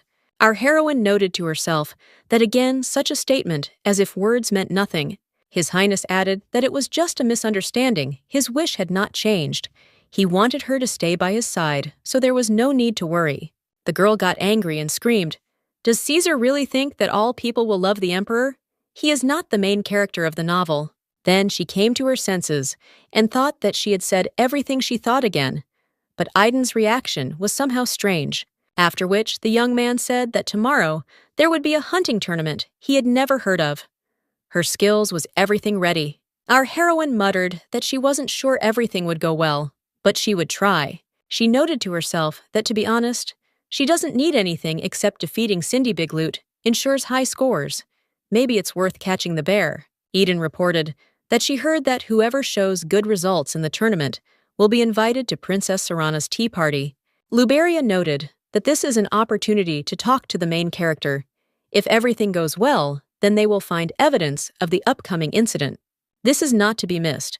It looks like she will have to reveal her abilities at this tournament. Sometime later, the day of the hunting tournament arrived. The preparations were over. She developed a strategy and even managed to practice a little. His Highness probably doesn't even realize that the bride has prepared so much. After which, she exclaimed that she was looking forward to the hunting tournament. She would definitely win if only he believed in her. Nicholas is connected to Armeria, which is even good. Now the likelihood that he will turn into a dragon is less, but you can't relax because the guy can become more purposeful. Then she stated that in order to take part in the tournament, she needed to change clothes so she would go. Luberia understood that this was a test of courage. But why in the forest? And at night, it was a little scary. Suddenly, Cindy's voice was heard asking if she was scared and didn't want to go back. There was no need to act without preparation. Our heroine replied that it seemed like she was the one who was scared. Suddenly, a male voice was heard announcing that the candidates could disperse and begin the hunt. Looking at the dark, gloomy, dense forest, the girl thought to herself, did she really have to go there and all alone? While she was thinking about the need to collect her thoughts, since she needed to meet the princess, she saw that the lake was glowing, which meant there were fairies there. Important events happen, but their reasons may be different. It can be assumed that everything will be the same as in the original. Nicholas became a dragon because Armeria drank poison, which means she needs to be warned, then Caesar won't be harmed. Suddenly, as if from nowhere, a huge white wolf appeared, its eyes glowing red with rage. Our heroine's legs stopped obeying her from fear. Is this really how she will die? But suddenly, the enraged animal was struck by an arrow that hit the target right on target. It turned out to be the princess who asked if everything was okay and if she was hurt. It turned out that the girl had only slightly wounded the wolf, so first she had to deal with him. Therefore, Luberia said that she would attract attention with an arrow, and she should run in the other direction, after which Armaria would follow her. Our heroine tried to object, but the girl interrupted her and told her to run. On the way, Solkershan found a cave in which to hide she was supposed to protect, but instead she received help. Why does she look helpless, even though she has strength? After a short period of time, the princess appeared stating that she was there and well hidden. The girl reported that she was okay, and the wolf seemed to have left. Luberia immediately thanked her for saving her. If it weren't for her, our heroine would have really died. Armaria replied that it was difficult for even a knight to deal with a white wolf alone. She was also afraid of him, and this was natural. It was good that Solkershan was found before the sun rose. When the princess took our heroine by the hand, she immediately noticed that her hands were shaking. She was scared, but the girl decided to help. What a big difference they have, the same strength. But she is afraid. Chelan said that the animal was strange. Usually, a white wolf always has black eyes, but this representative had red ones. Perhaps someone was controlling him. Luberia muttered, was it possible that someone was targeting her? But she was always kind. Armira replied that, for now, these are just guesses, so there is no need to cry. Suddenly, the princess sat down sharply and told them to be very quiet as the wolf was heading into the cave. A moment later, the very same creature actually appeared, and it looked unfriendly. While Solkershan was panicking that the end had come for them, the princess stated that they had discovered their hiding place. Then, Armaria handed her something and said that when she gave the signal, please let her send it into the sky. It was a signal flare. Now was an emergency, and they needed to survive. After these words, the girl suddenly began to run, distracting the wolf's attention and shouting at the same time that it was necessary to begin now. Our heroine immediately did everything that was necessary and noted that people should see it anyway, after which, smiling happily, she turned to the princess to say that they had succeeded. But the situation turned out to be even worse than before. Armaria fell through the ice and began to sink. Our heroine understood that she needed urgent help, but it was too late to run towards the wolf. She tried to collect her thoughts, since she couldn't remain idle. What could she do right now if she had lost her sword while running away? Then an idea came to her mind, so she picked up a huge boulder and muttered that she could protect the princess this time. Throwing it towards the animal, the girl stated that it would hit the target straight on. Then she quickly headed towards Armaria and quickly pulled her out of the water, but she was already unconscious. Luberia asked her if everything was okay with her, but she didn't hear anything in response. Solkershan began to panic that she was late. Suddenly, the princess was doused with water as the girl began to go under the water. Armaria was exhausted, so she could only whisper her name. Meanwhile, the man said that it seemed that no one could resist the beauty of the princess. But Lady Karshan of Skadi was also an extraordinary beauty. The interlocutor objected that it was better not to say that because they were next to this empire. The guy objected, what's the big deal? Everyone is busy now because of the tournament. Luberia is very fragile. It has a special charm. The young man angrily said that his tongue would bring trouble. They could have big problems. But the young man did not calm down and continued to say that this lady would win the hearts of the men in the kingdom. The guy still had no idea that the emperor had appeared behind him and was saying that with her shiny golden hair, blue eyes, and soft white skin, she looked like a doll from another country, didn't she? Suddenly, the voice of His Highness was heard, who noted that they were interested in his bride. They immediately bowed and began to greet the red sun and the brave lion. But Caesar did not accept this, after which he said that the young man speaks well. Let him introduce himself and say what family he is from. The young man muttered that he was the second son of the Duke of Hamold and then began to try to justify himself. But Idan interrupted him and declared that he had dared to mock the emperor's bride. A simple apology was not enough. He would convey all his words to his father. The duke's son again tried to say something in his own defense, but his friend asked him to shut up and leave there quickly. On the way, the guy thought that those people were so stupid that they didn't even recognize the royal residence. How dare they insult his bride? Suddenly, he heard a conversation between two people who were discussing the fact that a signal flare was used in the forest. It seemed that the princess did it. A meeting of the participants was announced immediately after this, but Armaria and Luberia have still not been found. The young man immediately approached them and asked what it all meant. What was wrong with his beloved? The guys said that the signal came from the area near the fairy lake, so they were going there. His Highness immediately said that the matter concerns his bride, so he will go on his own. Let them tell him the exact location. At this time, our heroine began to go underwater. It seemed to her that every cell of her body was frozen. Even if she experiences it again, she still won't get used to it. Liberia would live more for herself if she knew this would happen. She doesn't care if it's reality or a novel. She would have a heart-to-heart talk with him. Maybe one day she would fall in love with Caesar. The young man who came to her aid thought that it was difficult for him to swim because his whole body was frozen. What should he do? Then His Highness noticed that a bright light was enveloping Solkershan. The young man immediately remembered that this body of water was called the Lake of Fairies, and they protected the girl. Caesar tried to wake her up, but there was no reaction when he put his finger to her nose. He realized that she was not breathing. The emperor immediately began to give her artificial respiration in order to bring her to her senses, because he could not allow her to leave him. When Solkershan began to cough up water, the young man exclaimed that she had come to her senses. And did she recognize him? The girl whispered the princess's name in a weak voice, and the guy noted that she only cared about others even at such moments. Let her not worry about her. The escorts and reinforcements have already arrived, so everything will be fine. Our heroine began to mumble something unintelligible about Nicholas becoming a dragon. His Highness could not understand what she was saying and asked again who he had become. Meanwhile, the young man whispered that her whole body was frozen. What was he doing while the princess was in such a state? And what about the child inside her? The grief-stricken young man immediately began to manifest a draconic essence. The emperor immediately hit him on the back of the head and told him to get ready, because the princess was still alive. He called the doctors so they would come soon. There was no need to think about the badding. The boy immediately had tears in his eyes. He replied that it was fine and thanked the emperor. After some time, the doctor said that this could have led to a bad outcome, but he took action and saved her life. He managed to raise the temperature so the condition improved. The young man gnawed at himself from the inside that she went into the forest in such a state to fulfill her duty. If he had stopped her, this would not have happened. The doctor replied that there was no need to worry, because the princess was very strong, and this was the child of a strong personality. They were both fine. Nicholas is not in the best condition. Now does he want help to take Armeria to him?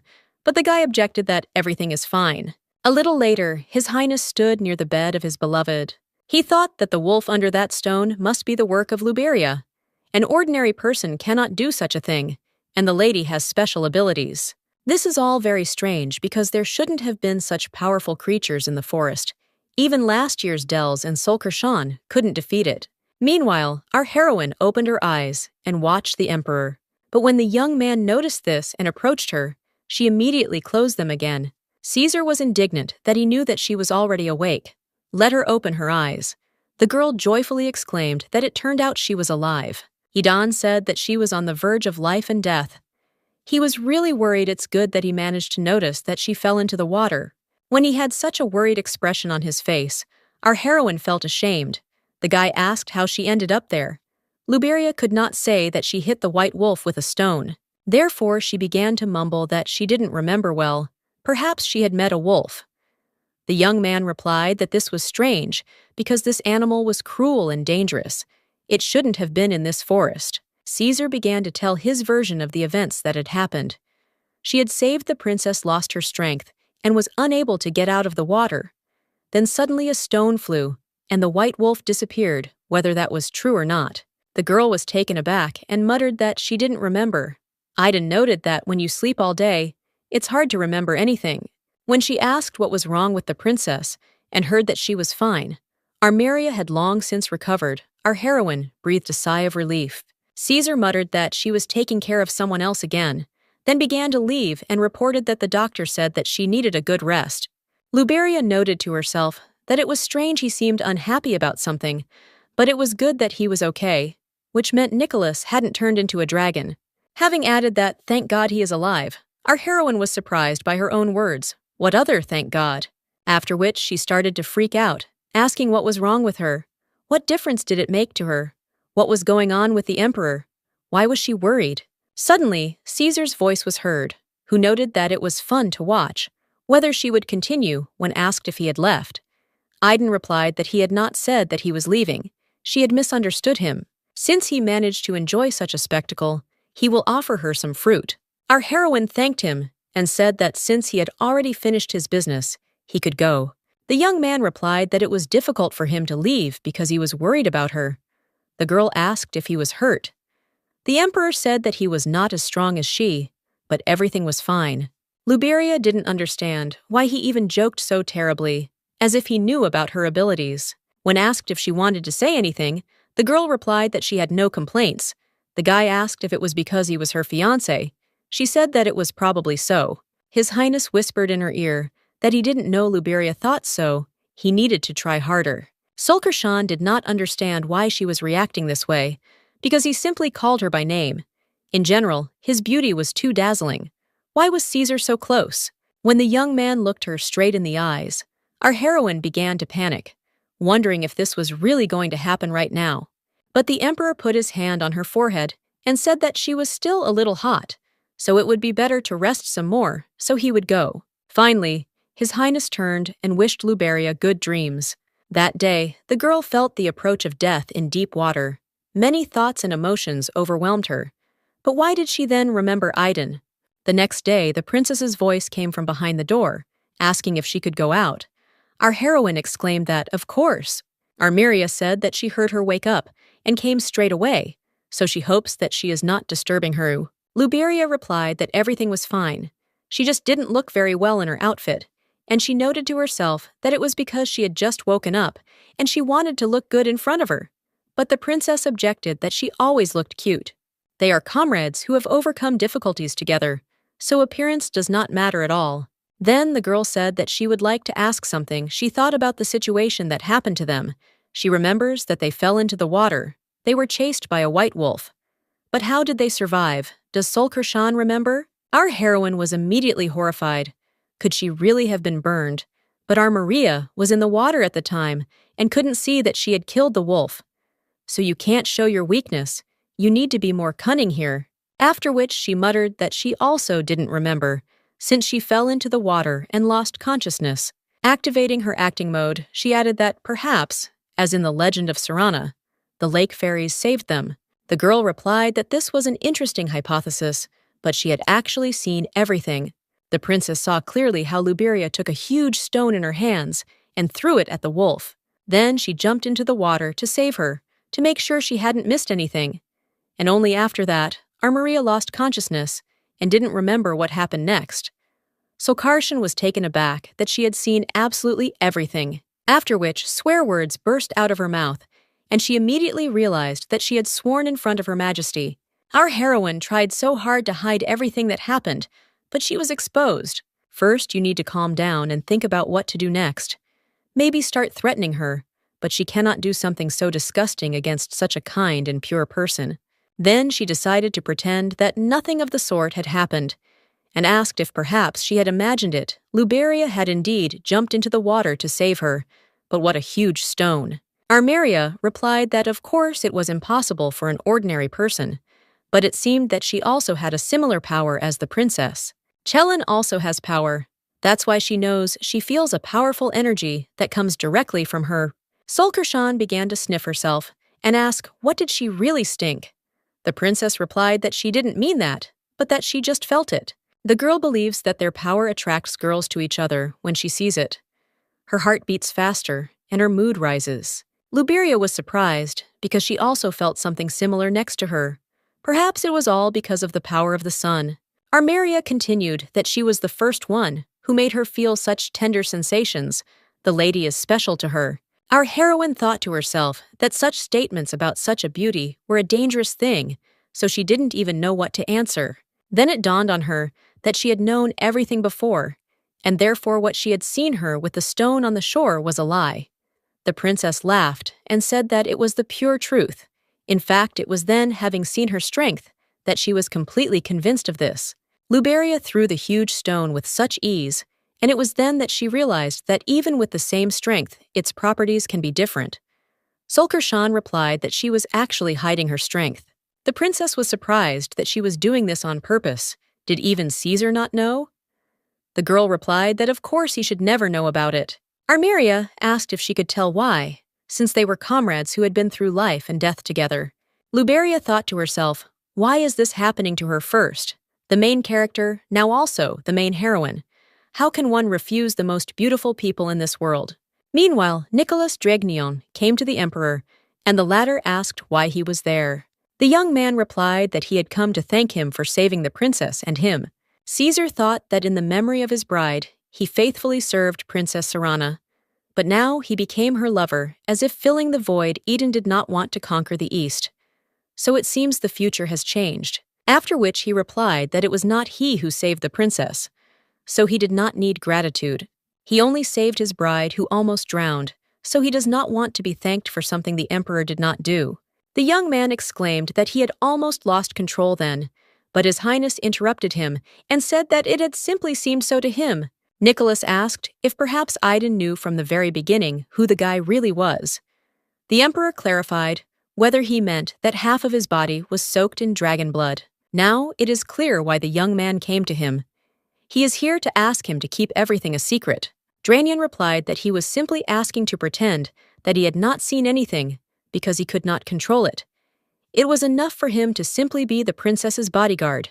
The guy hoped that his existence would not become a burden for her. His Highness replied that, well, keeping it a secret was not such a difficult task, but in the future he will ask you to fulfill one of his requests, and that will be enough. The young man exclaimed that of course he would definitely repay him for helping the princess. The emperor replied that he was glad that they understood each other, and he also thanked him, but to himself he thought that he was very easy to manipulate. At this time, the princess said that she had heard that she had health problems. Was it true? Then noted that she had just taken this thing in her hand, and it had already bent. Luberia thought to herself that this was the first time she had shown her strength, so she was a little ashamed, but out loud, she said that this was just her specialty. Armeria said that she really wanted to see everything with her own eyes. So thanks to her, our heroine asked her to keep it a secret. Chilan exclaimed that if the mistress wanted, she could rule the whole world. Luberia noted to herself that as befits the main character, she also showed here that she dreamed of something more. Then the girl asked why she had not told the emperor about this secret, since he was her fiancé, wasn't he? Our heroine replied that only the king wanted this Armeria, clarified whether they had a forced engagement. Solkershan thought that in the past she definitely did not want this engagement, but can we say that she thinks the same now? The princess looked at her and said that she thought that the lady herself already knew everything about her feelings, didn't she? The girl thought that she couldn't become the main character instead of Armeria. She wasn't even sure if she could be with Caesar, so she replied that she couldn't figure out her feelings. Noticing that our heroine had become very downcast, the princess asked her not to be so sad. Of course, they hadn't known each other for so long, but she wanted to help her. After a while, Luberia thought about how she could reveal her secret, but it was such a relief because she was tired of pretending to be someone else. But if she told Caesar, the guy would be angry that she had been deceiving him all this time. It would be better to tell him everything at once. Then she exhaled that she had come up with such nonsense. Nothing had happened yet, but she was already nervous. She needed to get rid of these thoughts. Suddenly, she saw the emperor in the distance and decided that she needed to quietly slip away since she didn't want him to see her like this. But His Highness said that he came to her on business, so please let her stay. Our heroine immediately said that she simply didn't notice him, let him pass, and she'll quickly make some tea. Because he spoke to her so formally, the girl began to get nervous about what business he had with her. When Solkershan opened the door to the room where he was, it immediately bent. Luberia began to nervously lament what was wrong with her. Was she really rusty? It was strange because she only opened it a little. His Highness said that the door was probably broken, so he would call a repairman, but the girl objected that she could do it herself. When they sat down at the table, the emperor said that he wanted to congratulate her personally. She had the best result on the first exam. The princess reported that the girl was able to defeat the White Wolf on her own. Our heroine was indignant to herself that Armeria had said that she would keep her secret a secret. His Highness added that more precisely, she was impressed by the fact that Luberia did not hesitate to save her from the White Wolf. It doesn't matter what happened to him, whether he was crushed by a huge falling rock. Let him have no doubt this has been confirmed by experts. because the main point of Della is not just to find a strong person. The girl objected that she didn't catch him. Is that normal? She was just lucky, so it was an unfair victory. Our heroine was so scared that she couldn't do anything, and she wasn't even sure that she had saved the princess. The emperor objected that this series of events led to a good result, and that it was also impolite to reject the expert's decision. He should try to simply accept it with gratitude. The girl noted to herself that she couldn't dwell on this for long. She didn't think he had any suspicions, so everything should be fine. So she replied that of course she would accept this with gratitude. Caesar handed her the letter and said that it was the invitation that had been given to her. Our heroine noted that if this ball was going to be with the princess, then Nicholas should be there too. Right? Adan asked why she was asking about this. The girl replied that this man from the Saran kingdom is famous for his reliability and coolness. He is known as the most courageous, so of course she is interested. The emperor asked where she got this information from. She was a noble lady who never left her estate, so how could she know so much about a knight from a distant country? Our heroine replied that she had overheard the conversation of the local maids, and that this had also become interesting to her. The young man hissed that it seemed to him that she, my lady, sometimes forgot that her fiancé was the emperor. Luberia replied that she had not forgotten, the guy asked. Then why she constantly praised other men in front of him. Solkarshan wondered if he was still upset about what she told him last time. Therefore, she exclaimed that no. Of course, not because in front of her stood the most handsome, wonderful, magnificent king. Now she would punish this mouth that blurted out the wrong thing. But His Highness quickly grabbed her hand and said that she shouldn't do this because she could harm herself. Our heroine added that a man more handsome than him does not exist in this world, so he should not be jealous. Adan is offended because she didn't tell him that he is the most handsome in the world. Nicholas may be handsome, but not that handsome. The emperor is incomparable, so there is no need to worry. She noted to herself that even Caesar himself has doubts about his attractiveness. He has cute features that she didn't know about. When the young man replied that he was not jealous, but simply stating a fact, the girl replied that if he was so worried, then why not go to the evening ball with her? She suddenly realized to herself what nonsense she had just said, because he might think that she wanted to go with him. The emperor replied that since she was proposing, he would go to the ball with her, because he was free at that time. After a while, Luberia thought to herself that she can no longer hide her feelings.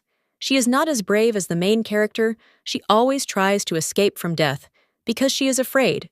But now our heroine is completely convinced that she loves His Highness. After a while, Cindy said that it was really impressive. They managed to use the incident with the wolf to the princess's advantage. It's unfair, isn't it? Our heroine asked for forgiveness and said that she was not in the mood to answer. This could she please leave? In fact, Luberia was busy thinking the emperor does not even love her, but still got engaged to her, always appears when she needs him and confuses her. It was really hard to admit this to herself, but she really did love him. Then she thought for a moment and muttered out loud that maybe she should become the main character of this story after all. The girl was furious. How could she not be ashamed to say that she would become the main character in the second exam right in front of her? She put so much effort into becoming Della, and Solkarshan says such things when she is here. This place will belong only to her, and no one else. The girl thought to herself that in fact she is an ordinary villain stuck in a pattern, and therefore there is no point in even getting angry. Suddenly, the princess appeared and said that she was worried about the results of the first exam, which is why she came to her. Are the other contenders causing her problems?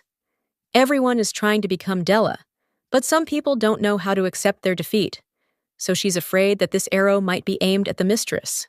When Luberia replied that she didn't pay attention to it because it was an important exam, and everyone was very focused, and she was already used to disapproving looks. Armiria noted that her words always made the princess happy, which touched her. Then the girl added that she had many stories that she would like to tell Solkarshan, but it would be better to do this at a tea party sometime later. Our heroine immediately asked if the fact that she killed the wolf remained a secret. The princess replied that there was no need to worry. She would undertake to keep her secret, and especially hide it from Caesar. Our heroine reflected that she resisted, because she didn't want to follow the original plot, but it seems she can't resist beautiful people. After some time, Armoria noted that His Excellency had also arrived. She prepared another cup of tea at the lady's request. Our heroine answered that yes, they came together, but to herself she thought that Aiden was not in the mood for some reason. Besides, Nicholas came as the princess's partner, and she thought that he would be here as a guard. Chelin noticed the bewilderment on their faces and said that, in fact, they had something that they should definitely tell Luberia, because she had saved not only her life back then, the girl saved her child too. The emperor probably knew about this. Caesar replied that yes. He heard her guard muttering to himself. Sulkershan was taken aback by the information she heard. It turns out Aiden failed, even before he tried. It's simply unbelievable. After which she exclaimed that the princess would become a mother. Her congratulations! Armeria thanked her, and replied that it was very important for her to receive congratulations from her. Then it dawned on Luberia that Nicholas was the father, and now it turned out that he did not suffer from unrequited love, so no one would suffer because of him. Suddenly, tears started streaming down our heroine's cheeks, and she couldn't control them at all. Everyone present started looking at her strangely, so she decided that it was necessary to change the topic as quickly as possible. After which, she quickly grabbed a piece of cake and exclaimed that it was so delicious you'd just lick your fingers. The emperor asked sullenly if she really liked it that much. Maybe she was just hungry. Let her tell the truth. Nicholas noted that apparently Milady loved sweets more than the one she was engaged to, while Luberia was burning with shame. What will happen to her image now? They probably all think she is very strange. However, the cake turned out to be really tasty and not sweet at all. Why not? Armeria explained that His Highness came early and gave instructions to make the desserts less sweet, specifying that the bride does not like cloyingly sweet desserts. It seems that he values her very much. Our heroine was surprised that he remembered such small details. She never thought that the emperor was so attentive. Does he know that she fell in love with him? Because the guy treats her so well. But Caesar said that he was engaged to her, not because he loved her, so she should not have any hopes. Suddenly, the princess said that there was something else to discuss. If there was anything she would like to know about the second exam, they would provide her with information within their competence. The second exam is a written knowledge test that tests wisdom. One of many topics will be chosen, and knowing which topic will be used will allow you to be ahead of other candidates. Our heroine thanked her, but said that she would not take advantage of this privilege since she was already under suspicion of dishonesty. Armoria objected that this was an advantage for all winners of the first exam. Sol Karshan replied that she would compete based on her own knowledge. The princess replied that she was surprised the lady is really brave. Luberia wants to stand up against injustice. If this is her will, then she will support her.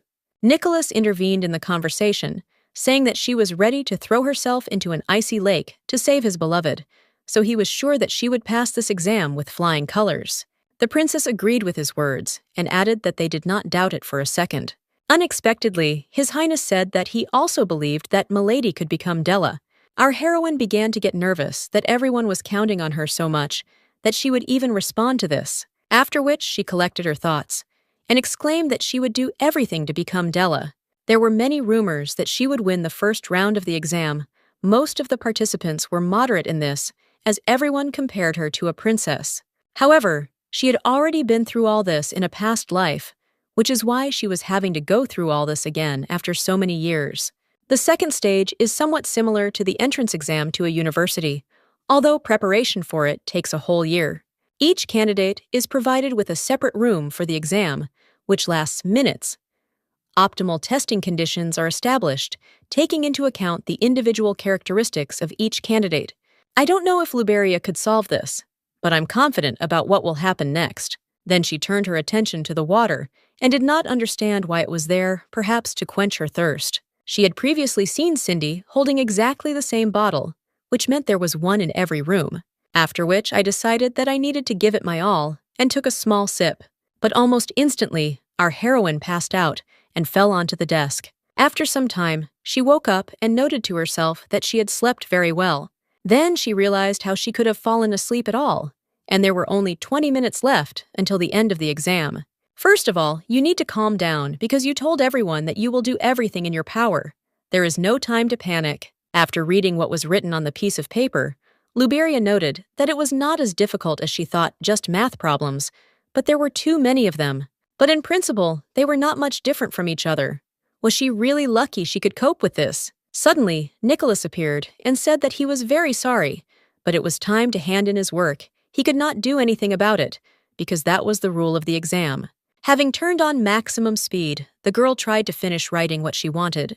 She finally finished. Our heroine didn't feel so tired, even after not sleeping all night because of the excitement before the exam. It was all very strange, even though the girl was sleepy, but why, as soon as she took the brush, she immediately passed out. Solkershan only remembers drinking water. Could it be that they put something in her bottle? Suddenly, a voice rang out, saying that everything needed to be inspected and the room cleaned. She had 5 minutes to leave the room. Luberia decided to take this bottle with her just in case. Our heroine didn't expect such a trick on the exam. Someone deliberately set her up. Then she imagined that the emperor was waiting behind the door, who said that, although it was a little late to ask, but did she have any problems? The girl replied that everything was just wonderful, but she noted to herself that he always comes when she has problems, and she began to get the impression that the guy was involved in this. But there was no one in the corridor, so Luberia told herself that it was just funny she had made up all sorts of things here. Suddenly, Ranslot's voice was heard informing her that His Majesty had plans for the evening, so he had to leave her. Therefore, he asks her not to be upset about this. The girl exclaimed that she was not upset at all. The knight immediately began to back away and tell her not to come near him since he had to carry out orders. Our heroine said that overall she is fine, but there is one thing she needs to investigate. This is going to sound a little weird, but could the guy check if there was any poison in that bottle? When asked what happened, the girl replied that it was a long story. She thought to herself that she was wary of Cindy, but it was unlikely that someone who cared about honor would do something like that during an exam. Perhaps it was the one who organized the exam, or the Scotty people, plus the princess mentioned that the wolf was somehow strange. Is our heroine really the target? Who are they anyway? Why are they trying to kill her? The young man asked if everything was okay, because she had turned pale. He wanted to help her, but he would have to report everything to His Majesty. Luberia replied that it was okay. Everything was fine. She thought to herself that she didn't know why they didn't like it, but she wasn't going to die at all. This was her second chance, and she would never miss it. No matter how much you think there is no one among the Scotty people who would do something like this, most were finished off when Caesar destroyed the corrupt nobility. The last one who remained was the Viscount, but he also dropped out. There were disagreements with the Marquis, but he did not seem like a vindictive person. So who is it then? What did the girl do? She doesn't remember hurting anyone, so why does this continue? This all irritated her very much, so Solkershan grabbed the pillow and threw it to the side with all her might. She hit the emperor straight, who remarked that he came here because he was worried, but the girl looked very energetic. Our heroine did not expect to see him, and asked why Caesar entered without knocking. The guy apologized, and replied that if something was connected with her, then he did not realize what he was doing. Then he added that she had hidden something from him. The knight told him that she had instructed him to examine the bottle of water that she had drunk during the exam. Luberia asked if there were already results. The young man exclaimed that he wanted to know all the details of what had happened. The bride replied that she drank water from this bottle during the exam and instantly fell asleep. Now she is afraid that she might die from poison. Perhaps someone is targeting her, or maybe she is mistaken. The young man was taken aback by the information he heard and muttered that it was very mean. Our heroine said that this could happen again, so now she can't sleep peacefully. The emperor declared that he had no other choice. Then he would stay and sleep with her today. If they did so, she would no longer be afraid. Then he moved even closer to her and said that there was no need to be shy because she looked very scared. When he put her to bed, our heroine thought about what she should do now, as she had asked me to do. When asked what would happen if someone found out about this, the guy asked if it was really a problem. Luberia exclaimed that of course it was a problem. An unmarried girl in the same bed with a man her wonderful life in another marriage would be destroyed. The young man replied that he wanted to upset her, but her path to marriage was already blocked, and he did not intend to break off the engagement with her. The girl asked in shock if Her Highness hated her. The guy asked her why she thought that Luberia didn't want to marry him, but he was trying so hard to change her mind. Maybe she hated him as. Our heroine decided that he got engaged to her not because he liked her, but to use her. There is no need to be mistaken about his feelings for her, because Caesar is not interested in her. The young man realized that she did not want to answer, so he collapsed next to her and said that it would be okay if they slept together, since they were engaged after all, and there shouldn't be any problems. Then the young man stood up abruptly and said that he had forgotten something, after which he began to take off his outerwear. When asked what he was doing, the guy replied that it wasn't strange to sleep with a blanket on his daughter-in-law, like to look at the torso. Aiden heard that from her. Our heroine was indignant that he was saying such a thing. Was he really trying to joke here? Why did he think that she would drool over his naked body? The young man replied that he thought that this was his daughter-in-law's preference. Luberia objected that she liked it, but not at the moment. The young man stated that she still liked him, so he should be more careful. Sulkershan exclaimed that she had enough, so she went to bed. When the emperor wished her good night, the girl thought to herself that now she could not sleep because she wanted to take revenge. After some time, Luberia could not believe that he was just sleeping next to his bride. Was she really that unattractive?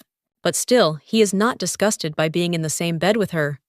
Why did he insist on an engagement at all? She just wants a quiet life. This was all said out loud. The next morning, Caesar noted that he could not sleep. After these words, he does not understand what is happening to him. At first, he wanted to get her memories, because she read a book that told him about his future, which she changed, and this could destroy his ambitions. But now his feelings are understandable. He cannot sit idly by when his bride is in danger, because she cannot even ask her groom for help. So it would be fair if His Highness took the initiative into his own hands. The princess stated that the reason he came here in such a hurry was probably related to Luberia. Eden replied that this was the second time she had been threatened during the test.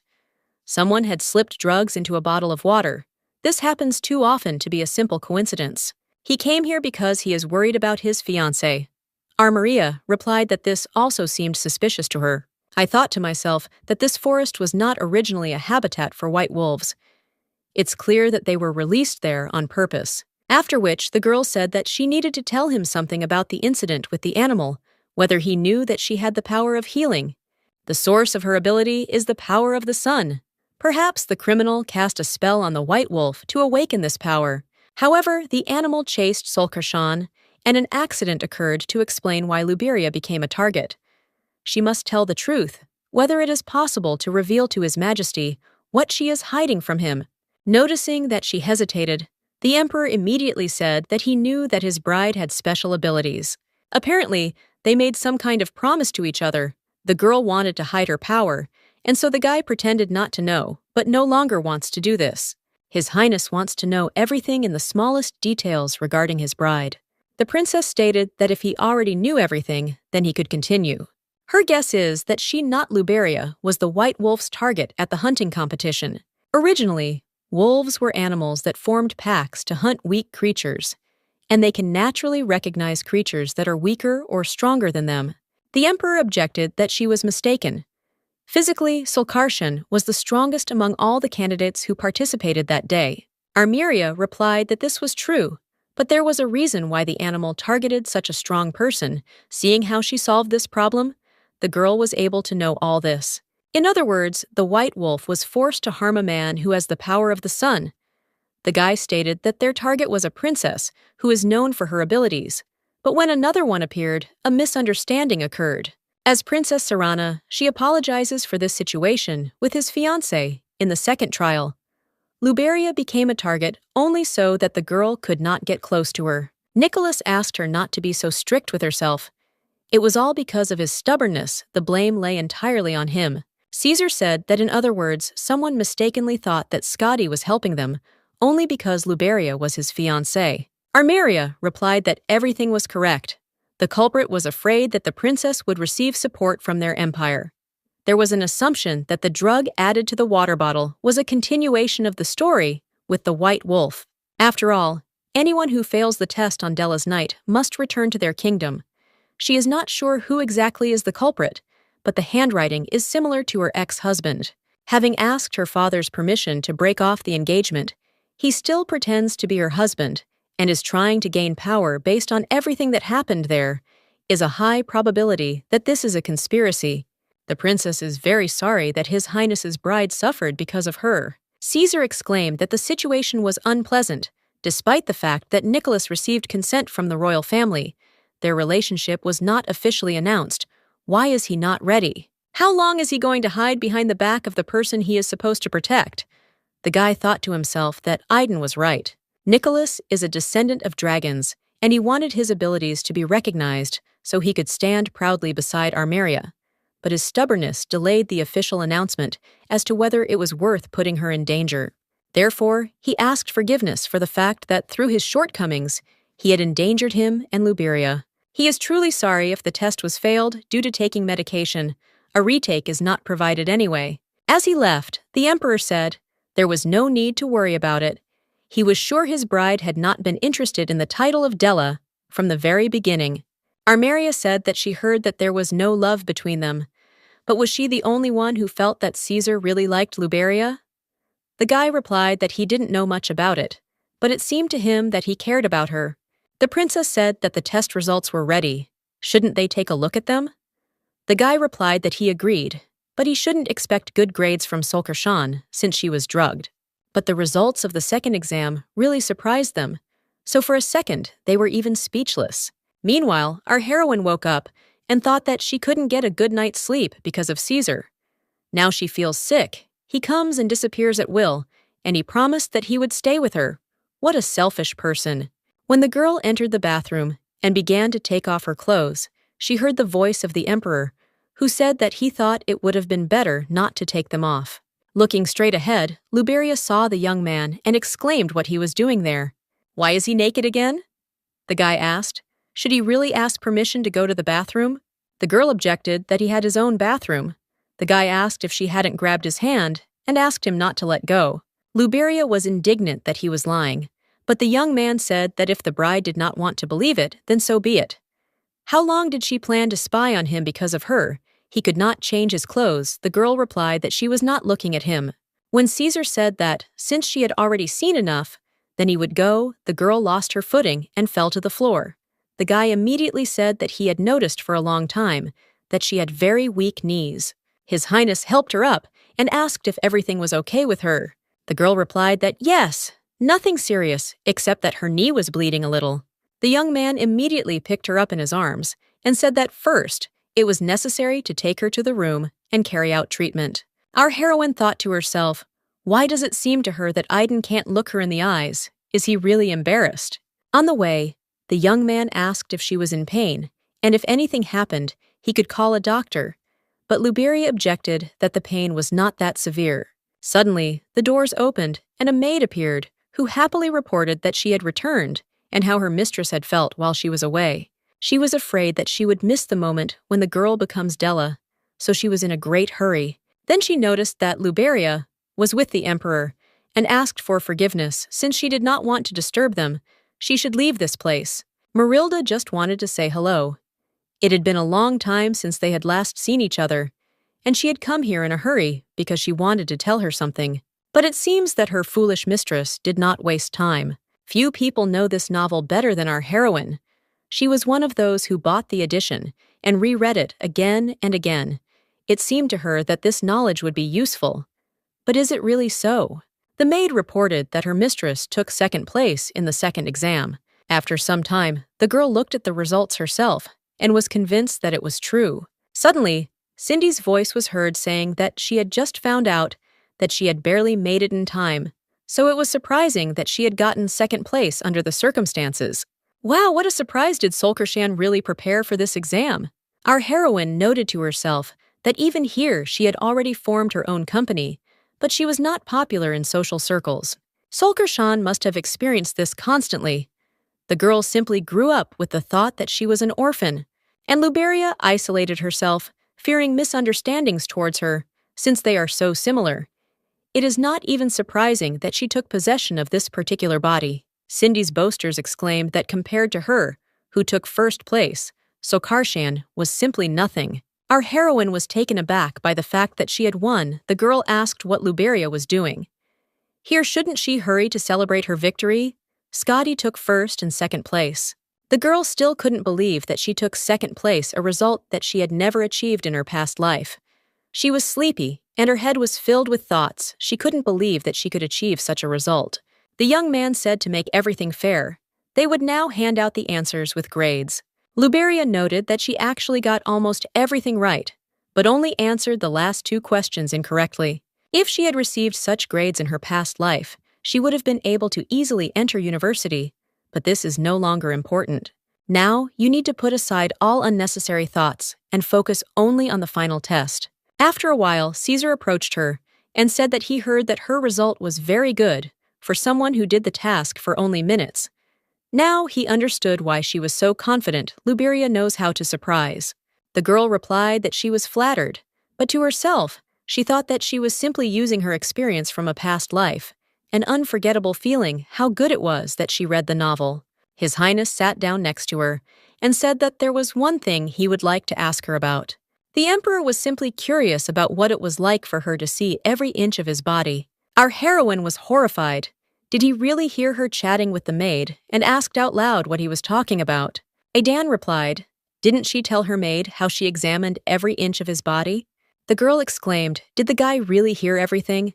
How dare he enter her room and eavesdrop on the conversation? The young man objected that they were making so much noise that everything could be heard from outside.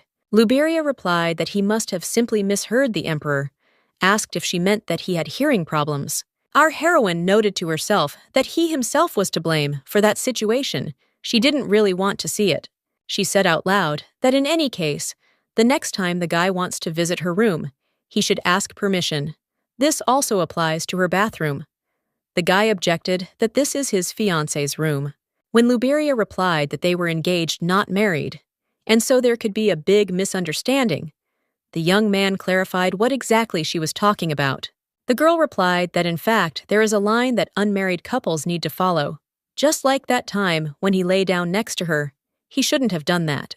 The young man asked her if she didn't like it when he slept next to her.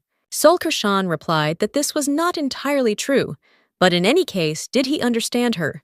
She promises that he will not be well off if he breaks this promise. The Emperor asked where the bride gets such words from. Our heroine replied that it didn't matter at the moment, so let him just promise her, and His Highness did so. After which he asked if this promise was only valid while they were engaged. Luberia answered that probably yes. The Emperor stated that it was then necessary to hurry with the wedding. The girl initially answered that yes, but then she came to her senses as she realized what he had said. His Highness added that he did not like this promise, and therefore hoped that she would soon change her decision. Upon returning to Scotty, they will immediately get married, no more. Objections will be accepted.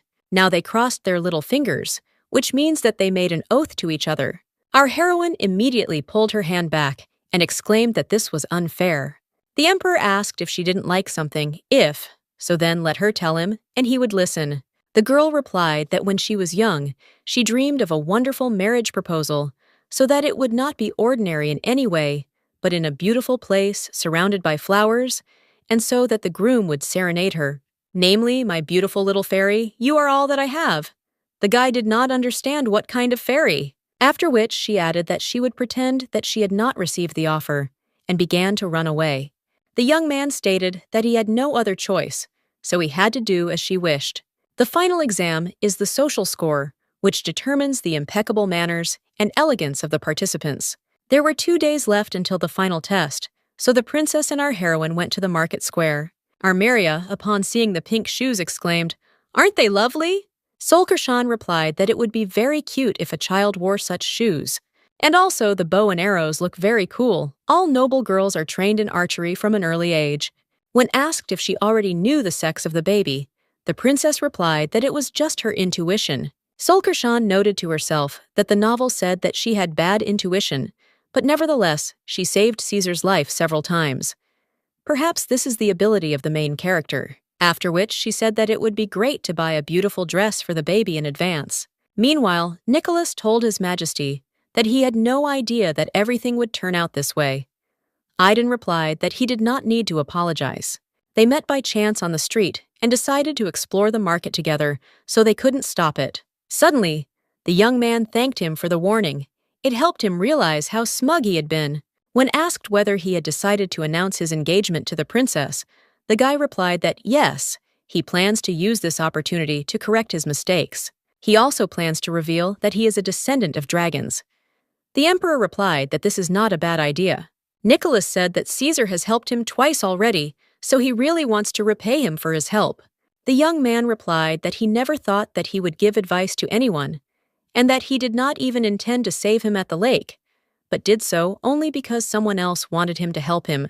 Dragnion asked in surprise whether he wanted to say that it was Luberia who was trying to protect him. His Highness replied that this was exactly how it was. This girl was constantly getting into trouble, so it was her who needed to be repaid, not him. The guy wondered if he was the only one who felt that the emperor really liked Solkershan, and said out loud that she really was like the sun, and must be very dear to him. Caesar objected that not really, but he didn't have time to explain anything further, because the girls came out to them, and it turned out that he met Luberia's gaze. As Nicholas began to ask if they had finished sightseeing, the guy abruptly turned away. Armeria apologized for the long wait, but our heroine didn't understand what was happening to Aiden. Therefore, I approached him and asked why he turned away. Let him tell it like it is.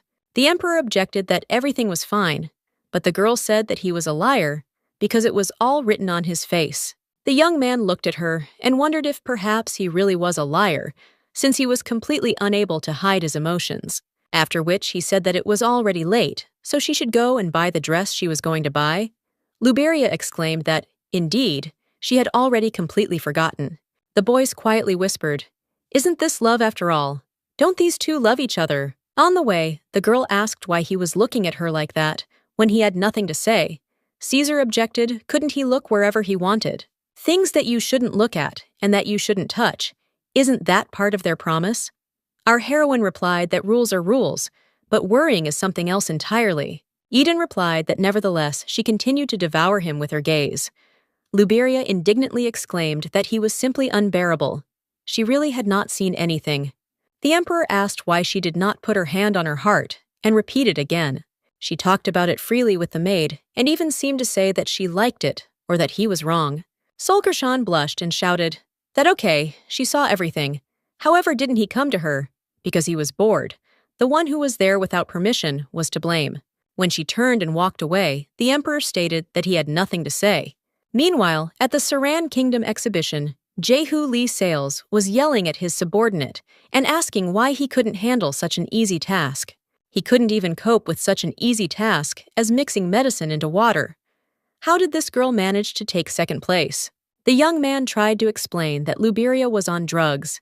He personally saw her sleeping, but the leader yelled at him to shut his mouth, useless trash. This was such a wonderful opportunity to remove the emperor and his beloved. Then he snapped his fingers, and the guards began to lead the guy away, and he screamed to be given another chance. The man thought to himself that he wanted Princess Armeria to just quietly marry him. He can't believe it has gone this far. After which he asked if the letter was ready to be sent. The young man replied that yes, he had already put the seal on it. Jehu noted to himself that this would be enough to tarnish the princess's reputation and deal with this unbearable bodyguard the king cherished her so much. But what good would it do if he couldn't protect his beloved? A few days later, the day of the final exam arrived, which would determine everything. Our heroine didn't want to wear this dress, but they dressed her up anyway and asked her if she wanted to take a look at herself. The maid looked at her with loving eyes and said that she looked simply magnificent. The social ball looks like an ordinary meeting place on the outside, but there will be delecandidates, VIPs, and hidden examiners. You need to shine even among countless stars. You need to prove it in this test. Luberia originally planned to eat a lot of sweets in some quiet corner, but because the dress was tied too tightly, it will be difficult to do so. The girl is so happy that the emperor gave her this dress. If she had known in advance, she would not have bought another one. The maid actually scolded her when she brought something she had bought herself. Suddenly, His Highness's voice was heard stating that she had received the dress he had given her. The emperor was very glad that she dressed it for him. Our heroine thanked the guy for his concern, and noted to herself that it seemed they were the only ones in a paired outfit. The young man asked if she could give him the opportunity to accompany the fairy Scotty. Luberia said that the judges might decide wrongly that the man in Della should be chosen today, so if she loses, it will be his fault. Aiden countered that if she is really concerned about this, then she should let them know. Then the young man stopped, abruptly, looked at her, and said that he believed that she would pass this exam better than anyone else. After which he once again assessed her appearance and said that even the goddess of spring could not compare with her beauty. The girl is the most beautiful in the whole wide world, so he gives her his blessing. One of the girls immediately whispered that the rumor that the emperor was very concerned about his bride turned out to be true, while the other muttered how one could behave like that in front of everyone. After a short period of time, it was announced that Princess Armaraya had arrived, and she said that they had prepared a banquet for everyone, so let them enjoy this evening. Solkershan noted to herself as expected, from the main character, she is as always incomparable. Just looking at her makes her feel joy. Can anyone compare to the previous Della? Noticing that she had started to descend, our heroine ran up to her and said that Armaria had done a great job. This holiday was simply incredible. The princess thanked her and said that she knew this before, but today she really looked like an angel. If it weren't for all these people, she would have hugged her right away. Luberia thought that if she thinks about it, today is the last day she will meet with Armaria. And at first, she didn't even think about getting closer to her, because she is the main character. Well, now that they have to part, she became very sad. Most likely the princess does not even suspect how good she is with her, after which she whispered in her ear that if anyone was bothering her, then please let them tell her, and she would secretly protect them. Suddenly, the voice of a subordinate was heard, who said that the father asked to deliver a letter for Armaria. The princess noted that it was somehow strange why he gave her her father's letter, since this servant should be under the complete control of the seller. Our heroine also felt strange. It felt like she had heard about this before. Suddenly, she felt as if she was struck by an electric shock again, and Luberia asked if she could read this scroll. She thought to herself that he definitely had some significance in the novel. Every time she tried to remember something, her head started to hurt like crazy. Then, everything suddenly started to swim before her eyes, and the girl lost consciousness again. The incident in which the dragon awakened in Nicholas was due to Armaria drinking poison and losing consciousness. At this time, the criminal tried to kill the princess by giving her more poison, and then the face of this scoundrel appeared. Our heroine is so stupid. How could she even forget about this important moment? When she came to her senses a little, she said that everything was fine with her. She just felt dizzy for a moment. Suddenly, the emperor appeared, who immediately took her in his arms and said that he would take care of her. The girl was feeling very ill, so something bad could happen. Solkershan looked at him and with her last strength muttered for his majesty to put her back on the ground. When asked why she was being stubborn, since she even looked very bad, our heroine pointed her finger at the scroll and said that it was because of the letter. Armaria said that Luberia thought it was a threat, but when she opened it, she saw that it said that her father was proud of her because she had spent this wonderful evening, Della. At first, the princess thought there was nothing unusual about him, but then something dawned on her. The handwriting on this document is so similar to my father's, but the difference is almost imperceptible. The seal is different. It is a fake, but it is made so perfectly that if Luberia had not suspected anything, she would not have noticed that there was anything wrong with the letter. Our heroine muttered that the count was definitely behind this conspiracy. He must have laced the letter with some kind of potion, and the Armaria was outraged that some count had the audacity to plot the murder of any princess of the nation and the emperor's bride. Solkershan said that she felt that this time his target was Nicholas. Firstly, even after releasing the White Wolf, he still failed to attack the princess. Then, he couldn't send her home, even when he poisoned her during the test. Thirdly, she feels that he will attack someone close to her if something happens to Armaria during such an event. The blame for it will definitely fall on her security guard. The princess sighed heavily and said that she was so sorry that she had dragged her into all this. Solkershan exclaimed that there was no need to say that it was not her fault, and in fact, Luberia had also become the count's target. Only because the emperor decided to marry her, isn't that right, His Highness? But even if something happens to her, let her not dare to blame Nicholas for it, and not think about destroying the kingdom of Serena.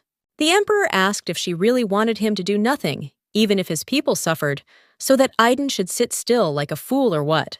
After which he gave the order to immediately close the ballroom and bring the one who brought the Armaria scroll.